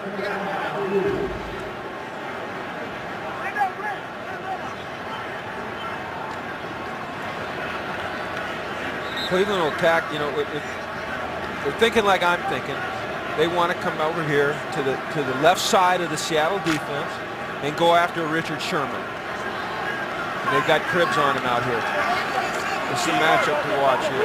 See if we can peek the coverage. It looks as though he's got a safety behind him. Nope. He's playing the short zone, and it's knocked away. Second nice play in a row there by Hawthorne. He had the interception in the series earlier. Let's go out to Los Angeles in the game break and Kurt Menefee. It's only week 7, but Cam Newton already setting rookie records. This is 7th rushing touchdown of the season.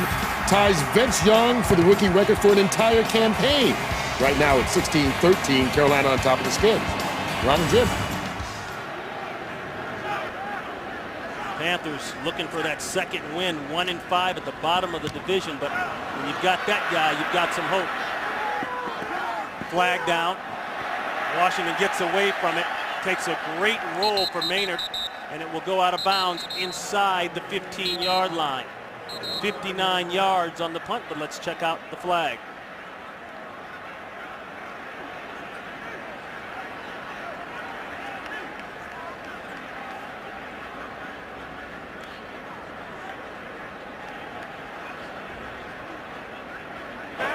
An eligible receiver out of bounds went out on his own. It's a 5-yard penalty against Cleveland. Seattle's elected to take it at the previous spot and re-kick after a 5-yard penalty. Fourth down. Re-kick coming up. Well, last night, pivotal game 3 of the World Series. Albert Pujols with a strong night, a historic night. 3 home runs along with his 5 hits and an offensive explosion, to say the least, for the St. Louis Cardinals. Tonight, the Rangers look to even the series in front of the hometown folks.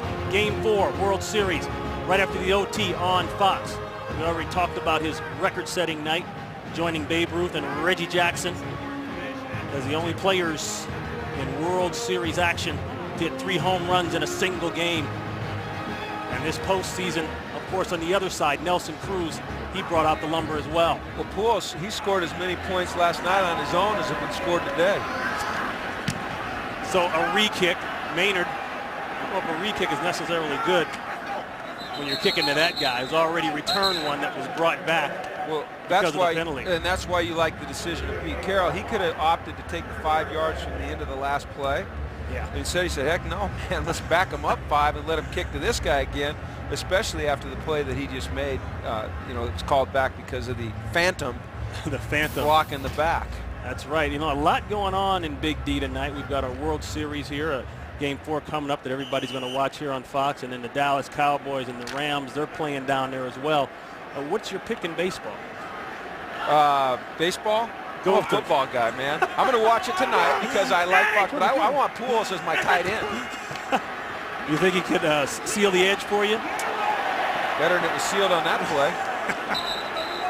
No edge sealed at all. Washington knew it. He got around the corner for a nice run on first down. Well, that's one thing he's got is he's got speed. If you don't put an edge up on this guy, he's going to make you pay. We saw the great punt return that was called back. Guy's also a good runner. He just needs a little space. As a Jet a few years ago, had a huge injury, a compound fracture of the leg. A lot of people thought he'd never play again. Came out to Seattle last year in a trade and really has been outstanding. He gave them that special teams pop that they've missed, and now he's giving them that running back pop, that backup pop that they would have missed today without Marshawn Lynch. He's a diverse player. He can do a lot of things well, but you don't want him to be your every down back because he's just not a big, powerful man that can take the pounding that an every down back takes. But he's a good player.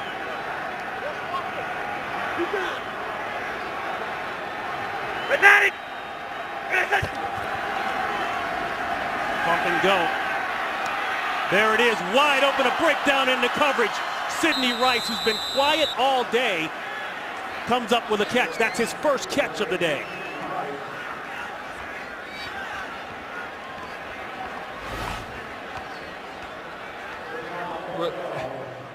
They're playing a two-deep zone, all right? They're playing a two-deep zone. If you watch the safety there, Ward, he gets sucked inside to the linebacker and leaves Sidney Rice all alone on the outside for his first catch of the day. For a veteran defense, for a well-coached defense, those things shouldn't happen.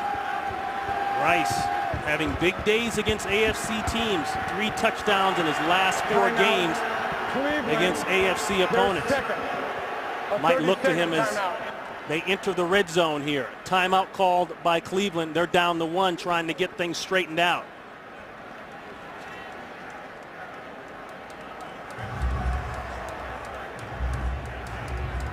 Hey, don't forget to get coverage of every single NFL game with NFL Mobile.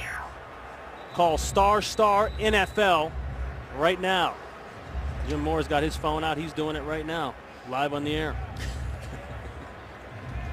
Look at Marshawn Lynch out there coaching him up. You love to see a guy that's not playing, that expected to play, out there getting involved with his team, firing them up. They miss his energy on the field, but he's still involved, you know, and you appreciate that when you're a coach. This is the first trip into the red zone today by either team, if you can believe that. Yeah, he's still got to have the ball under his arm. Even though you're not playing, hold on to the ball. And the Seattle Seahawks defense that forced 5 turnovers 2 weeks ago in New York against the Giants. They've kept up their end of the deal until the offense could get healthy and make some plays. Offense has made a play. They're down knocking at the door.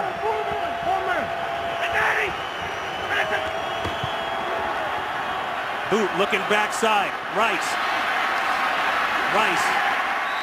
Not sure if he even got one. Nice open field tackle there by Joe Hayden. No gain on the play. It's really well played by Hayden. Everything tells you that the play is going to the defensive left, and then Whitehurst pulls up and throws it back to a really good playmaker, and Sidney Rice on the right.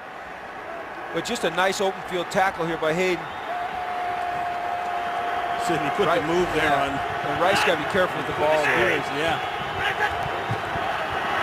Quick handoff, Washington. Boy, he was headed to the end zone. Flag is down. Igataba Rubin may have saved the touchdown. He might have a face mask.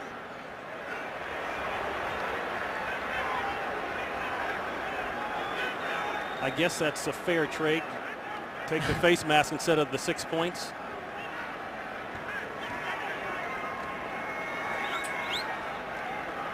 Personal foul, face mask, defense, half the distance to the goal, automatic first down. Well, he hit him in the face. He didn't grab it. In the old days, that would be an inadvertent face mask, but he certainly got his hand on the face mask. Reports as an eligible receiver. You're a big guy like that, and you're engaged with an offensive lineman. You got to get off that block, and then a smaller guy comes through that hole. It's tough to get your arm down low and make a tackle where you're supposed to make it. Forsett stopped his feet right when he caught the ball or got the handoff. As a result, he runs into a pileup and no gain. I'm not sure that they can run it in on this Cleveland defense. I think they might need to go to the passing game. Now, they might punch it in there. I might be wrong, but I'm thinking that it's probably best to try to throw the football here, as stout as Cleveland's been up front today. And Cleveland just subbed in 2 defensive backs. They may be thinking what you're thinking.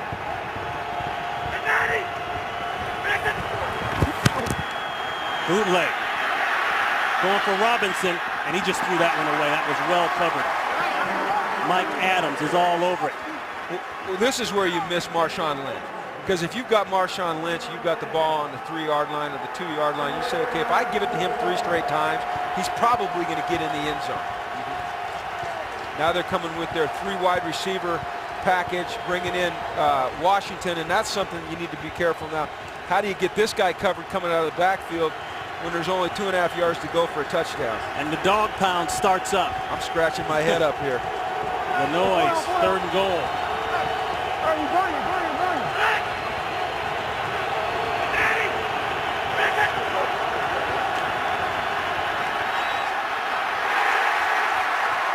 Through the hands of Moore, and Moore wants a flag. He won't get it. No.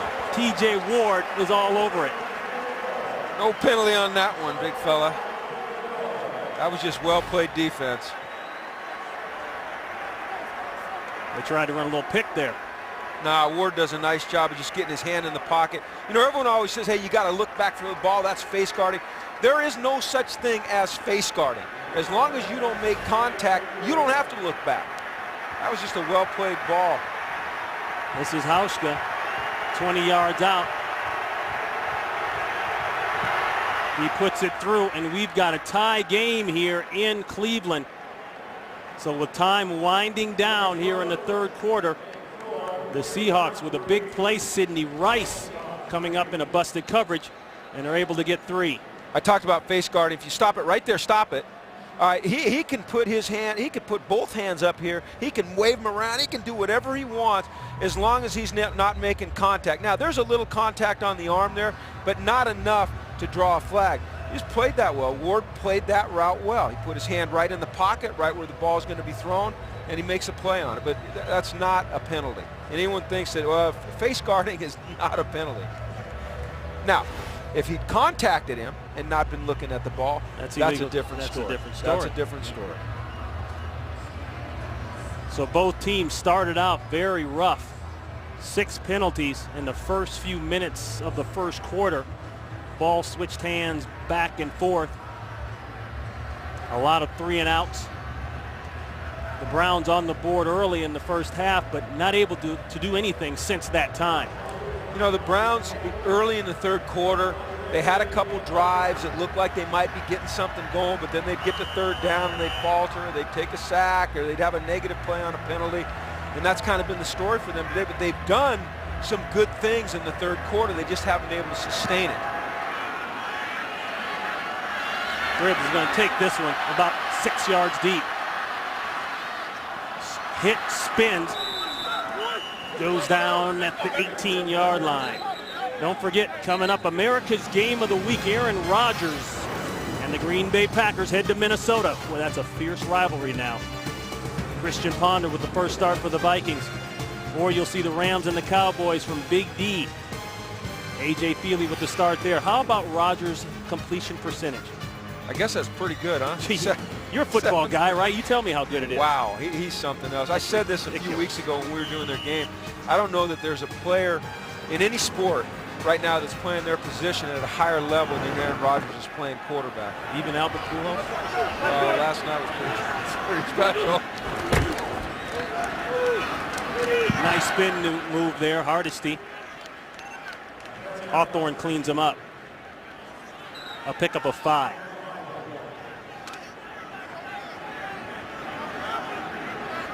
Guy starting to mix it up a little bit. Big Red will mix it up now. Okay, that's an emotional player right there. Look at the stand. I love the little 4-point frog stance. What do you call it, a frog stance? Frog stance. Watch him here just at the end of the play. Just throw Smith off. Just get off me. big, powerful man right there. He's having trouble getting lined up right now. He needs to line up. Boy, they are just taking tackling practice on Hardesty. He got 2. You know, I said the frog stance, this isn't the greatest angle, but he gets both hands. You can't see the other hand right there on the ground. This is kind of a 4-point stance. Normally you tell a guy in a stance to get a little bit of his weight forward. Red doesn't have his weight forward right here. Okay, you could go up and you could knock both hands off from under him and he wouldn't go down. He's got his weight back. Probably so he can get his head up. And this is a big man. 323. You know what that reminded me? He's 323. He hadn't seen that in years. That's what it says on the depth chart. He reminds me, that stance reminded me of the old Randy White flex defense stance. Back in the day for us old guys. There's a throw and a completion. Smith right in between the numbers, and Smith gets up fired up. And that's a first down for the Browns. A pickup of 13. Let's go back to Red. All right, here's Big Red. There's those 2 hands on the ground right there. But Red has really developed into a good football player. Early in his career, he struggled. You know, he was out of shape, and he just didn't quite have what you need. But Gus is stuck with him. Bradley, you know, he's well coached. He's a hard-working, emotional guy. He's the kind of guy you pull for. And now all of a sudden, he's becoming a really good football player. Time winding down here. Boy. Well, speaking of good football players, that kid that just made that play, KJ Wright, like him, yeah. I like him a lot. I was talking to Kenny Norton, the linebacker coach, who I happened to coach back in San Francisco. He said, this guy's special. You watch him on film, in no way does he look like a rookie. He does not play like a rookie. 4th round pick this year out of Mississippi State, and that is the end of the 3rd quarter. 3-3 tie, 4th coming up. Fox NFL Sunday will continue after a break from your local Fox station.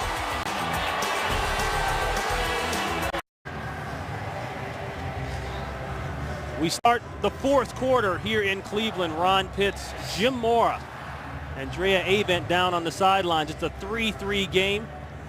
The Browns got on the board first.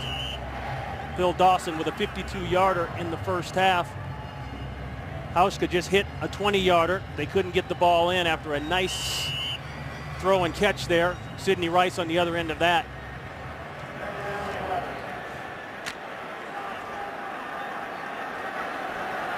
The Seahawks with their first 8 drives, 67 yards, no points. The last drive, 60 yards. They're able to tie the game with 3 points. This is a 2nd and 11.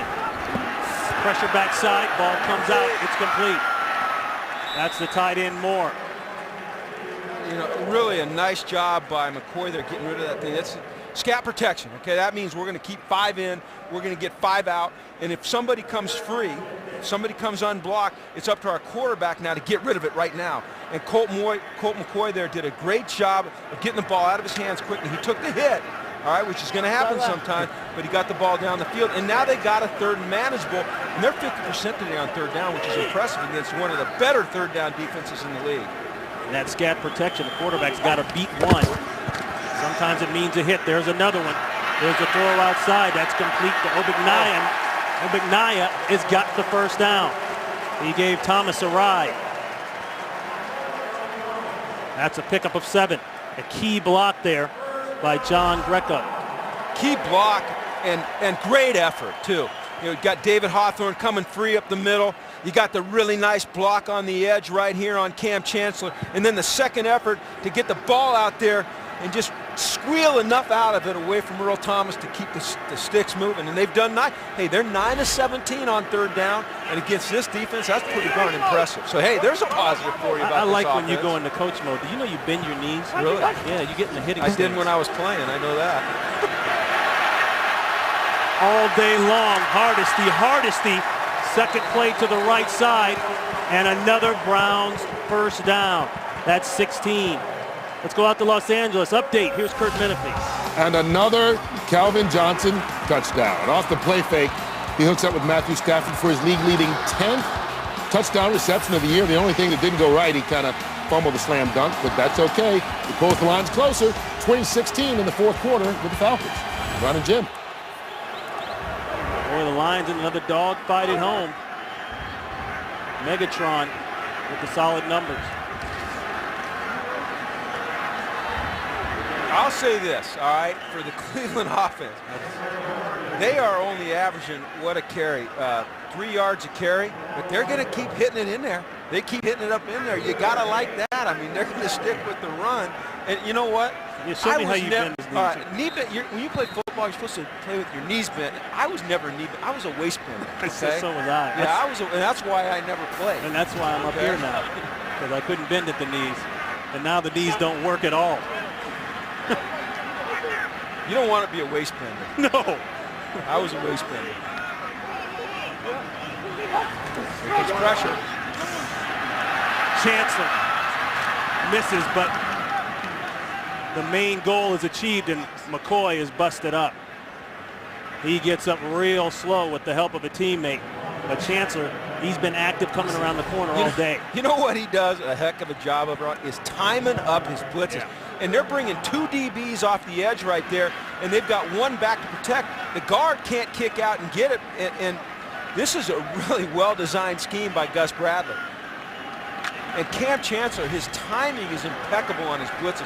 Besides being a big physical tackler, the guy can blitz. I like this kid. That's technically called a sack. That is the 4th sack today on McCoy. And they'll give it technically to Red Bryant. Nope. The crowd wants the flag. They're not going to get it. That ball intended for Brian Robisky. Sherman on the coverage.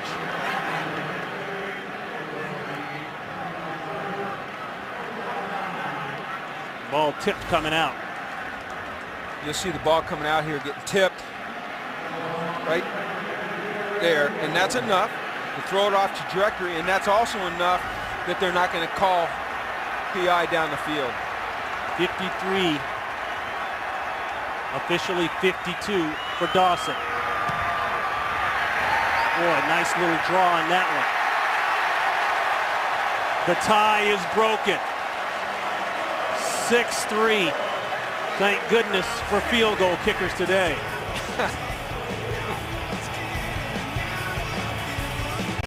Today's game is sponsored by Corona Extra, who invites you to find your beach, by Chevrolet and their award-winning cars, trucks, and crossovers, and by Farmers Insurance. See how your local agent can save you money. We are insurance. We are farmers.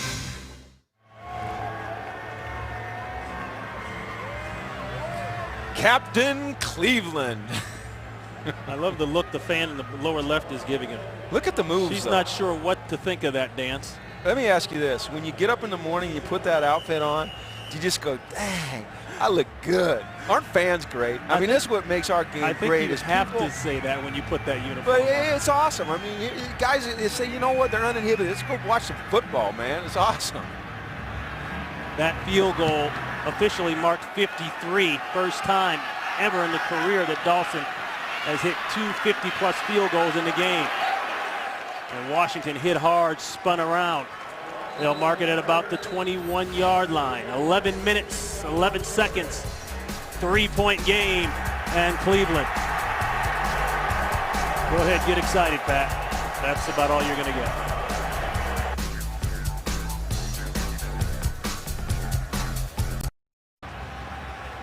Well, you know, we talk about the lack of running game. One of the reasons that you got Peyton Hillis over here and Marshawn Lynch over here, 2 of the best runners in the league.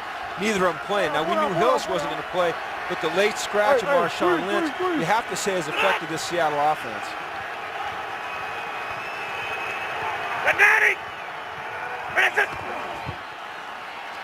Pressure picked up by Washington, and that's complete outside to Mora.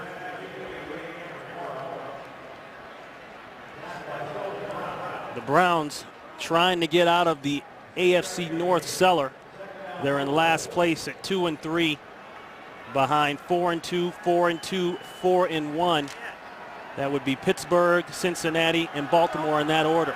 Hey, roll.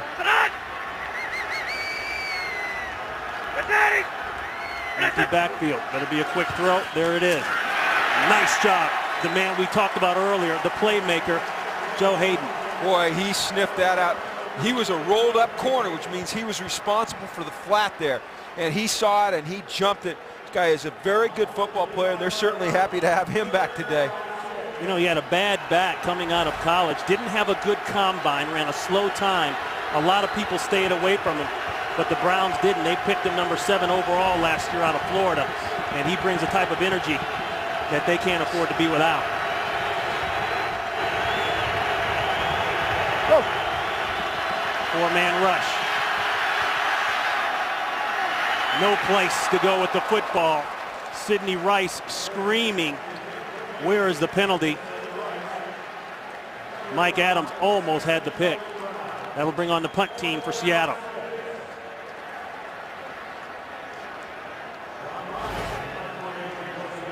Watch Rice here as he moves up the field. Oh, yes. Boy, Sheldon gets away with one there. That's the old veteran move. You use that, Ronnie. Grab the waist to pull yourself into position. Sidney Rice certainly had a point there. A couple of calls here today against Seattle that affected this game. 7th punt today for Ryan. Not a good one. Cribbs will try to get this one on the roll if he can get to it. Picks it up. Makes one miss. Somehow squirms about 3 yards out of it. 49 yards on the punt, 8 yards on the return. Still 3-point game, 9:54 here in the 4th. Today's game is sponsored by Chevrolet and their award-winning cars, trucks, and crossovers. The Rock and Roll Hall of Fame adjacent to the stadium here in Cleveland, a beautiful place. And a nice little complex here between the museum and the fairly new stadium here. They got the Women of Rock display. Yeah. Remember, Hart's from Seattle. There's some women in rock. 1st and 10 throw. We've seen these short patterns all day long.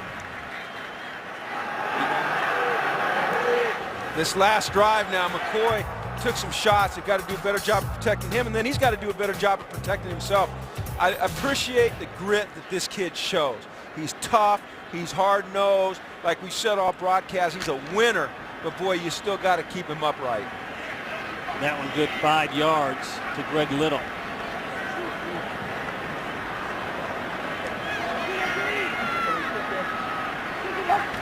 Shift to a 2 tight end set.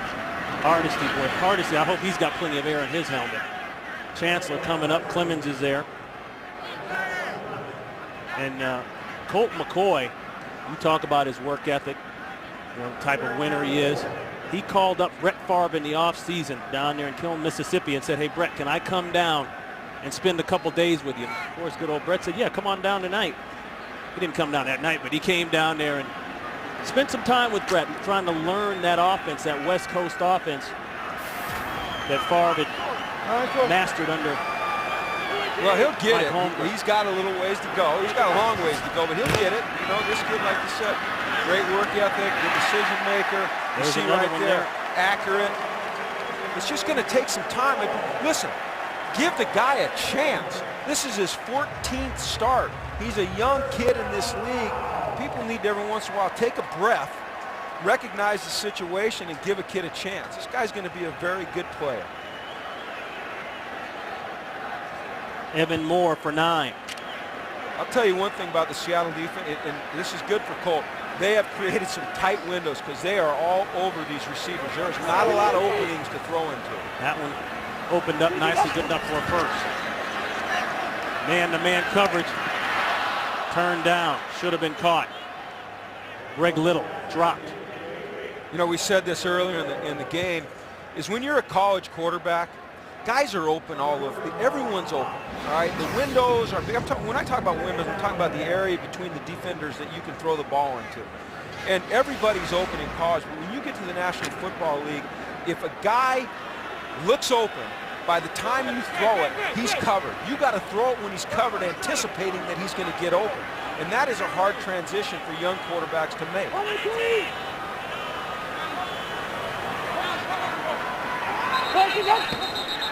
Flag. Movement. False start. Offense number 80. 5-yard penalty. First down. That's Brian Robisky, the 89. wide. Excuse me, they just checked it. That's Evan Moore. He said 80, but he checked it to Evan Moore. Don't forget, coming up after the games, after the OT on Fox, We've got game number 4 of the World Series down in Arlington. Should be another good one. The Rangers and the Cardinals. These situations kill a young emerging offense. When you get behind in a series, 2nd and 15, you're just off schedule. Draw 2nd and 15, and that's an off-schedule call. Yeah, and now you got a 3rd and 11 against a really good 3rd down defense. Now, they've had success on 3rd down today, but these 3rd and longs are tough. And you see that. You see that a lot with young teams. You know, these are 2 very young teams that we're seeing today, Seattle and Cleveland, 2 of the younger teams in the NFL. And so you see some mistakes. Like you see false starts. You see guys covering the tight end in alignment, illegal formation things, these pre-snap penalties that put you off schedule. And now all of a sudden you find yourself in 3rd and long at a critical juncture of the game. Here comes pressure again. Man-to-man coverage across the board. McCoy somehow gets out of the pocket. Still going, and he's got a first down. That's a huge play. Well, that's what you're talking about when you say Colt McCoy is a winner, because that was an ugly-looking play. It wasn't protected well. Nobody got open, and Colt McCoy makes something of nothing. And when you talk to guys, they say, this guy's a winner. You try to describe, what do you mean? That's what you mean, a guy that makes something out of nothing to move his team along. He made something out of nothing to the tune of 13 yards. Bunch of missed tackles in there. But the guy is a lot better in the pocket, and we mentioned this earlier, and his feet are a lot better than people like to give him credit for. There's Big Red coming down the line again. Red Bryant, again, frog or no frog. That's a great play, no gain. Out to Los Angeles, and an update. Here's Kurt Menefee. The Jets take the lead for the first time today against San Diego. Mark Sanchez hooking up with Plexico Burris again. Burris' second 3-touchdown game of his career puts New York up by 3 at home against the Chargers. Ron and Jim. Chargers up top in their division 4-1, but the Jets are starting to fall behind, 3-3 behind Buffalo with a hot start, and the Patriots at 5-1. 2nd and 10 call, cutback play. Hardesty getting through there. They'll call it 6. Don't forget, coming up after this one, America's Game of the Week. Most of you will see Green Bay and Minnesota. Or you'll see the Rams and the Cowboys. It's all followed up after that, after the OT, with more baseball. Game 4 of the World Series coming up down in Arlington. Everybody bringing out the big bats. Feels like that one's about whose pitching staff can last. Right now, the Browns trying to run this clock and hold on to the 3-point lead.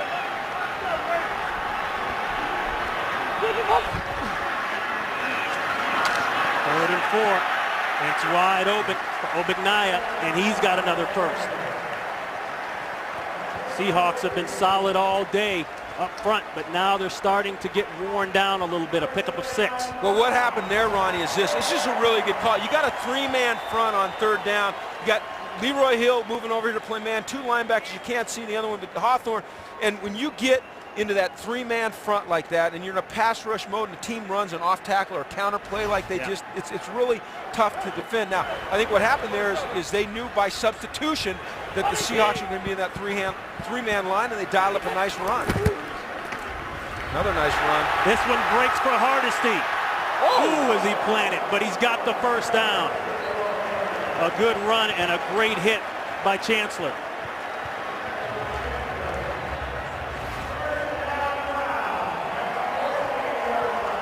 Just a lead play up inside, and what happens, the linebacker comes up and takes it on with the wrong shoulder. Supposed to send it back to David Hawthorne, doesn't, so there's a crease. Sometimes when you play as much 8-man front as Seattle's doing, and you play it very, very well, if one guy in that front takes a block on the wrong way, all of a sudden you've got a gap. What Seattle's been outstanding at doing all year defensively is playing discipline. On that play, they lost a little discipline. Hardesty, 29 carries, 88 yards, a career high. And he'll tack on to that. We talked about earlier the Seahawks defense being on the field for a lot of plays. 77 defensive plays. Well, you know what, and I said it earlier in the 3rd quarter, Ronnie, that I appreciated the way Cleveland was running the football. And now, you know what? It's starting to have an effect. A timeout called by Seattle right before we went to break, and mainly because of this guy. Last year, he sustained a serious knee injury in the preseason finale, ended up on the injured reserve list the entire season. Put up some good numbers at Tennessee. So everything he's doing now is kind of a first look. People don't know too much about him, haven't seen a whole lot from him. That's Hardesty again, hit hard at the line of scrimmage. Leroy Hill is there. Another timeout by Seattle. They have one left. You look at the 31 carries now that Hardesty has. He only has 92 yards rushing on 31 carries, so he's at 3.0 a carry. But right. Their willingness to keep pounding it. Okay, their willingness to recognize that their passing game is not where it's going to be eventually, and just keep stuffing it up in there against a really good run defense has kind of been the story of this game for me. You know, they haven't had a lot of success running the football in any particular play, but their willingness to just keep running the football, depending on the Cleveland defense to keep Seattle off the board. Now, you talk about a critical down in the football game. When you get in a game like this, a 3-point game, you got a third down here and what? Third down and 5. If Cleveland can convert this and go in and score, this game's essentially out of reach. But if they have to kick a field goal here, Seattle's one play away, one drive away from winning this game.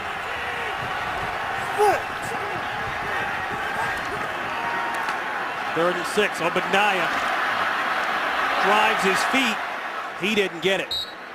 That's not even close. You know, here's what I do like and don't like about that call. What I do like about it is the fact that Seattle had to use their third timeout. That's exactly right. So now they don't have a timeout, but there's still, there's over 3 minutes left on the clock, and the clock's going to stop at the 2-minute, and 3 minutes is enough time for just about any offense in the league, even one that's not playing well today, to go down and score. I'm glad you put that disclaimer in there, because the way the Seahawks have played today offensively, with the exception of the one drive, the one play there to Sidney Rice, they haven't had chunks. I agree, but they've still got Sidney Rice. That's right. Okay, and he's a good player. They've still got Doug Baldwin, who we haven't talked about. They've still got Mike Williams, who last year was an outstanding player, has had trouble getting on track because of injuries and other things this year. Now, what I don't like about that call right there, all right, is you essentially are saying we're not capable of getting into the end zone. Or maybe you're saying, and probably what you're saying if you're Pat Shurmur, is that our defense is good enough to win it if we've got a 6-point lead. 2 already today from 50+ for Dawson. This is from 24. Blocked. Special teams, huge for Seattle. And again, Red Bryant with his second block field goal attempt of the day. I've been tooting Red's horn all day, all right, but I'm going to switch it on you here. That's inexcusable, all right? That is inexcusable for that to happen again. I don't care if it's a low kick, a high kick, it doesn't matter. For them to let Red Bryant get in there again, all right, right there, to let Red Bryant get in again, and that one, I'm sorry, Red was right there. That is They awful. couldn't even hold him. That's awful. I mean, that's awful. That's not about Red and his effort. That's about poor play up front. I mean, that's there, and that guy who ducked his head down. Can't see his number, I'd tell you his name, but that's bad. Now all of a sudden, Seattle, boy, they got some life, and all they got to do is get a field goal, and this thing goes to overtime. That's bad ball by Cleveland right there. There's no excuse for that, especially coming off of the special teams breakdowns they had last week. Wow.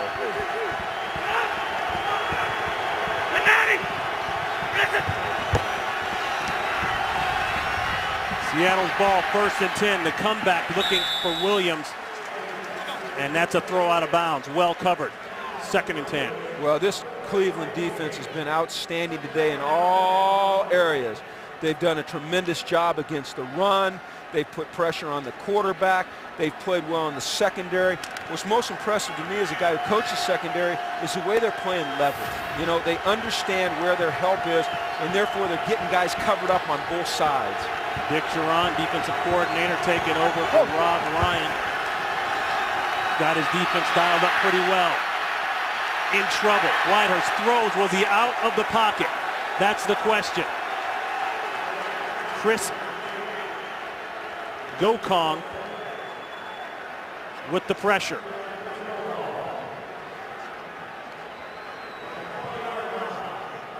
No timeouts for the Seahawks. If you just turn this game on, you're probably thinking, what's the big deal? They're just 3 points from a tie, but neither team has been able to move the ball down the field effectively all game long. Throw inside, No! And there goes the flag. They're going to get Joe Hayden. Intended for Sidney Rice. They got him with, he had it covered up, Ronnie, and he took the right hand and he grabs the waist. Watch him here on the slant. Really nice move by Rice. And he's okay till right there. Defense number 23 from the spot. That's a touchy call now. You can touch the guy, First down. but you can't impede his ability to go catch the football. But you know what? I think the Seahawks deserve a call. They've had a couple of tough calls that haven't gone their way. Well, you saw him grab the jersey. That would attract my attention faster than anything. The hand around the waist, sometimes you can get away with that. But when they see that jersey. Look, he's up there again, man. I'm a prep. And they're going at him. That's an overthrow. Harden might have a chance to get it. Excuse me, Hayden, but he can't quite make the play. Intended again for Rice. You know, you might say, well, why take a shot now? Okay, well, here's why. You got Sidney Rice, who's a big-time deep threat. Got great speed. You got a corner up and bump and run, playing man-to-man coverage with the safety in the middle. Gets off the release clean. Now take a shot. See if you can't get a chunk play.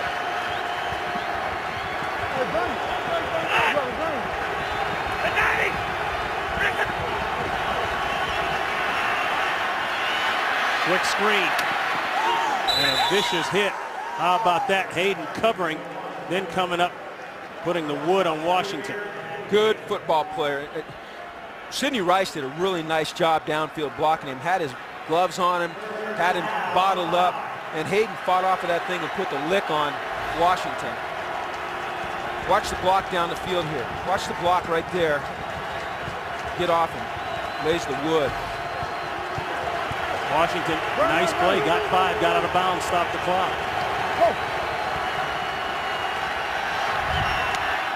Drop. And that's Ben Obamanu. Yeah, and you know what? Ben is a sure-handed guy, and he's been a really good receiver for these guys this year. But, you know, to be great, you got to make the clutch catches at the clutch times.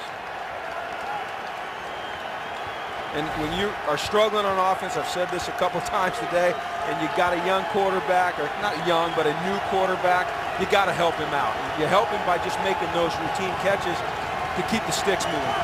4th down.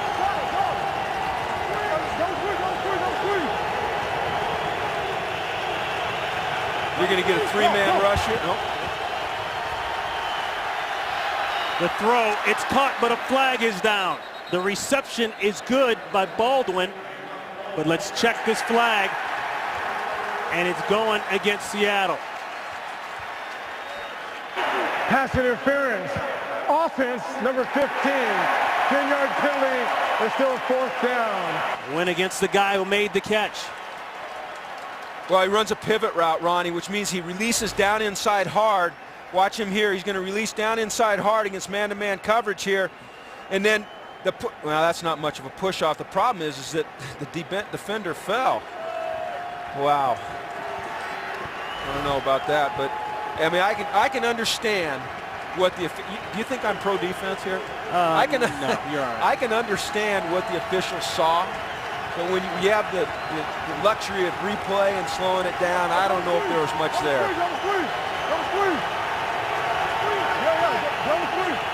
Look how deep, you can't see it, but linebackers are lined up 10 yards deep for Cleveland. Double covered, incomplete. That one didn't have a chance. Intended for Mike Williams, but guess who? Joe Hayden is in the area along with 2 others, and that's a turnover on downs.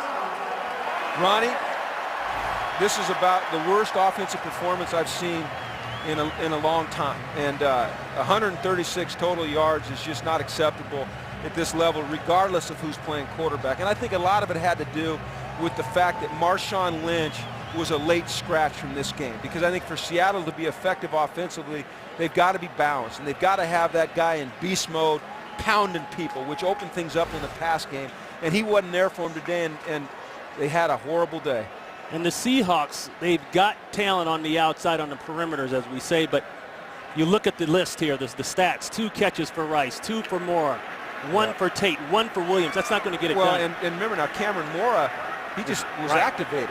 All right, he's had 3 days of practice. But I still think a lot of it goes back to not having Marshawn Lynch. And then another thing, let's not fail to give the Cleveland Browns credit for playing outstanding defense. They came into this game ranked 7th in the National Football League in total defense, and we're seeing the reason why. They are sound.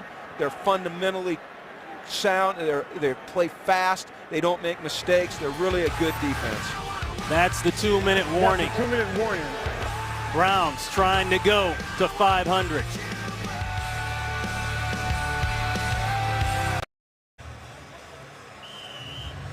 Oh, and give the credit to that man there on the right. That's Dick Charon. Spent last year as the Eagles defensive back coach. Came over here to head up the defense. It's funny, he said he was talking about Marshawn Lynch. He drafted Marshawn Lynch in Buffalo when he was the head coach. He loves Marshawn Lynch. Couldn't say enough good things about him. Just hard runner, tough, got to take him to the ground every play.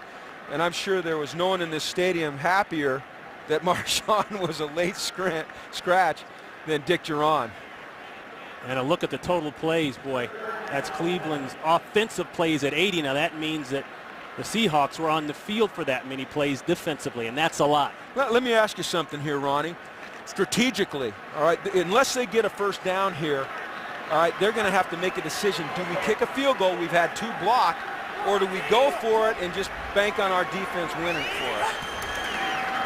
3rd and 7, pressure. McCoy protecting the ball. That's smart. Thomas coming off the edge. Now they can run 36, 35, 34. They can run some time off the clock here. Flag. This is big. Looks like it's Personal foul. Oh. Defense, number 98. All game. Headbutt at the end of the play, and he is ejected. Oh, boy, that's... Well, automatic first down. that's wow. That's Number basically 79 is game. ejected. I mean, as well as Bryant has played all day long, yep. to have it in like that is unfortunate. Ronnie, this guy is emotional, and he's young. He let his emotions get the best of him. He's played a really fine football game today, and goodness sakes, Red, he'll learn. Oh, you can't do that, man. And Smith baited him into it, and he fell for it. Yeah. 2 blocked field goals, a ton of tackles, a ton of plays in the backfield by Bryant. 3 tackles to be exact, and it just has to end like that. We said going to break there at halftime, thank goodness for field goal kickers. It's been all about the kickers. Phil Dawson with 2 50-yard field goals. Let me ask you this, Ronnie. Do you think that there'll be more points scored in tonight's World Series game or in this game here? What's the over-under on that? Last night. Huh? There were last night. And for Seattle, no loss is a good loss by any means, but that would push them to 2-4. And they are desperately trying to keep pace with the surprise San Francisco 49ers, leading the division out there in the NFC West at 5-1. 40% or 40 minutes on the time of possession for the Cleveland Browns versus 17 for the Seahawks. Couple reasons for that. Number 1, running the football and sticking with the run, and number 2, great defense. That's the final here. The Browns with the win. Let's take it to the AT&T Game Break Show in Los Angeles.